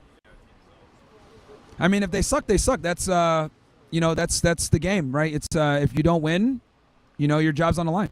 I mean, honestly, I'm cool with them firing him, but, like, they should also fire the offensive coordinator and defensive coordinator. They should have just fired him because he was really took accountability after every loss.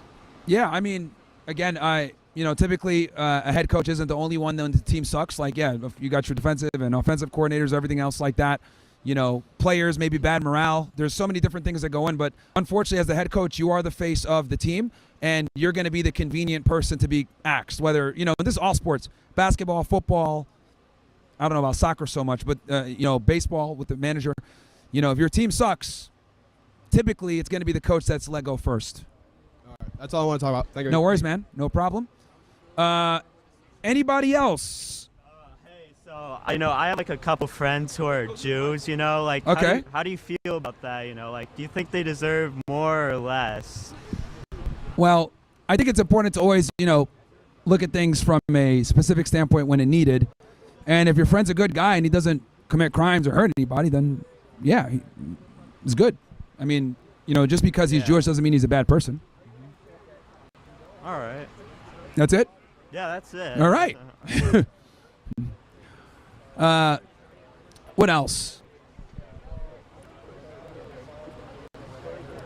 I'll read some of these chats here while we wait, since some of you guys are scared. Okay. KG Farrell says, what building are you at? No, it's got that one. Doing God's work. Thank you. Coco Manny shouts, Uncensored America. Herman, did you hear about? Nope, read that one. Bob Drama W. Hello Monkey says, since MTG openly speaks against Israel, would you vote for her if she ran for president? No, she's a woman. Thomas Massey. What's up? Go ahead. So I heard your comment asking about like women are stupid. Can you just like elaborate on that? Yeah. So when I say that, obviously I'm being funny or whatever. But Right. what I do think, honestly, is that women and men are not equal. I think women need to be subordinate to men at all times. I think feminism is a lie. Set them up for a lot of failure and a lot of inevitable heartbreak. And they're stupid because most of them buy into the lie of feminism. That's what actually makes them stupid. So can I ask, like, what are your religious views? Like, are you like Christian? Are you? I grew up Muslim. Okay. But all the people of the book, kind of understand that, men are supposed to be the patriarchs, the leaders, the head of the households, whether it's Christianity, Judaism, Islam, they all got it right. But can we agree that there's like a shift in society that like most people are equal? Like, I don't think that we should say women are less than us and that like they can't take care of themselves. Well, that's precisely the problem. Is egalitarianism, it doesn't adhere to reality. But we live in the reality now. Like, there are women taking care of themselves. Like, they don't need men. Well, not really. The only reason they're able to take care of themselves is because we've civilized the world so much, where these same toxically masculine men that they criticize all the time, these are the guys that have civilized the world for them. So since we have, all this safety and technology and everything else like that, they're able to operate on their own now. But the reality is, and this is why it's so important for you young guys to understand this, though we live in an egalitarian society and women sit there and say, I want to be equal to a man, the reality is they're not attracted to that. And all of you young guys here need to understand that what women say versus what they're aroused by and what they're attracted to are two different things. So girls will sit there and say, oh, I want to be equal to you, but the easiest way to tell that's bullshit is when the bill comes, what are they doing?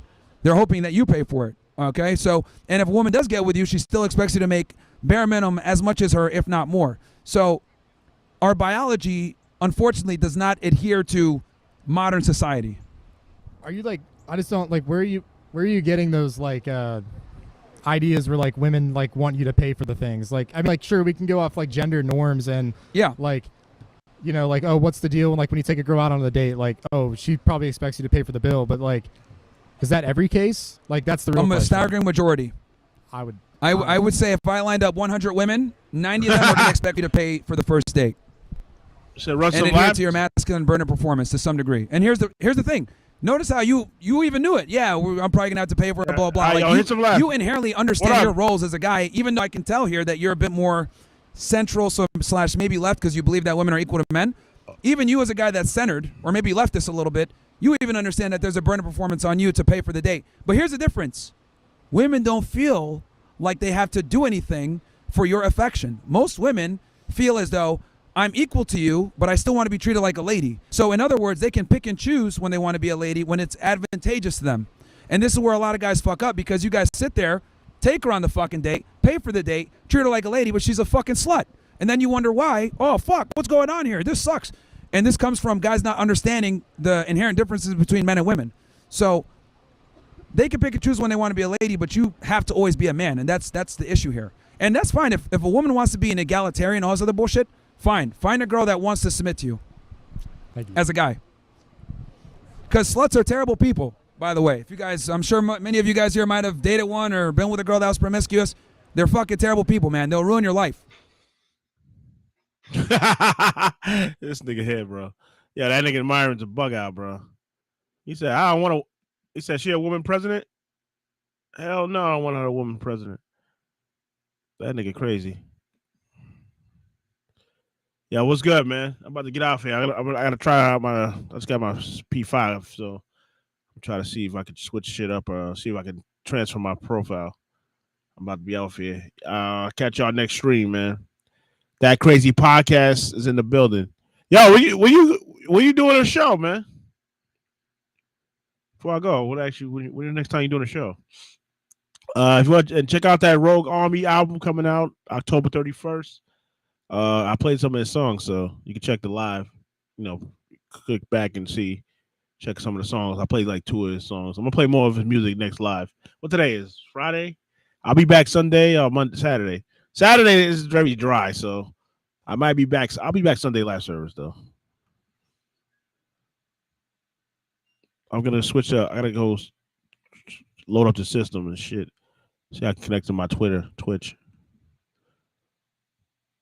Oh, okay. Yeah, I got the P5 now. I ain't get that shit in a minute. It wasn't that I didn't want to buy. It's like, is it really needed? I do want to play 2K6. Oh, all right, bet. Yeah, I'll be on my shit. I'm going through some shit I got to deal with though, so I'm not gonna be doing too many live. I'm about to go back. I'm about to start studying. Get back on the FSD shit once I get this shit, other stuff cleared up. Well, situated. Oh yeah, y'all can hit, y'all, you and your co-host go hit some fucking laps. Hit some laps this week and next week. Yeah, I'm about to get out of here though. I gotta go. I'm gonna eat and shit and watch my check out connect my P5 and shit. I wanted a desktop, but fuck it. Because the desktop, I can play any game I want. I can do any stream I want. I can do more stuff with the live shit. I can go on and do other stuff with the shit, but it's all good though. Oh, I don't mind a P5. P5 like a fucking computer. All right, I'm about to get some shit for this shit though. I don't know if this shit gonna work for the P5. I don't know if exactly. But we'll see. Hold on a second. All right, let me get out of here, guys. Make sure you hit that like button, hit that share button, man. Hit that follow button if you're on Twitter. Y'all niggas can pull up. Yo, did that nigga fucking... Yo, did that army dude, did he bring those motherfucking trolls in there? Because when I was... none of these niggas pulled up today. Those trolls that pulled up, they didn't pull up today. So, I don't know if that was like a yesterday shit. All right, I'm out, man. Y'all have a good night. Good Friday. Peace.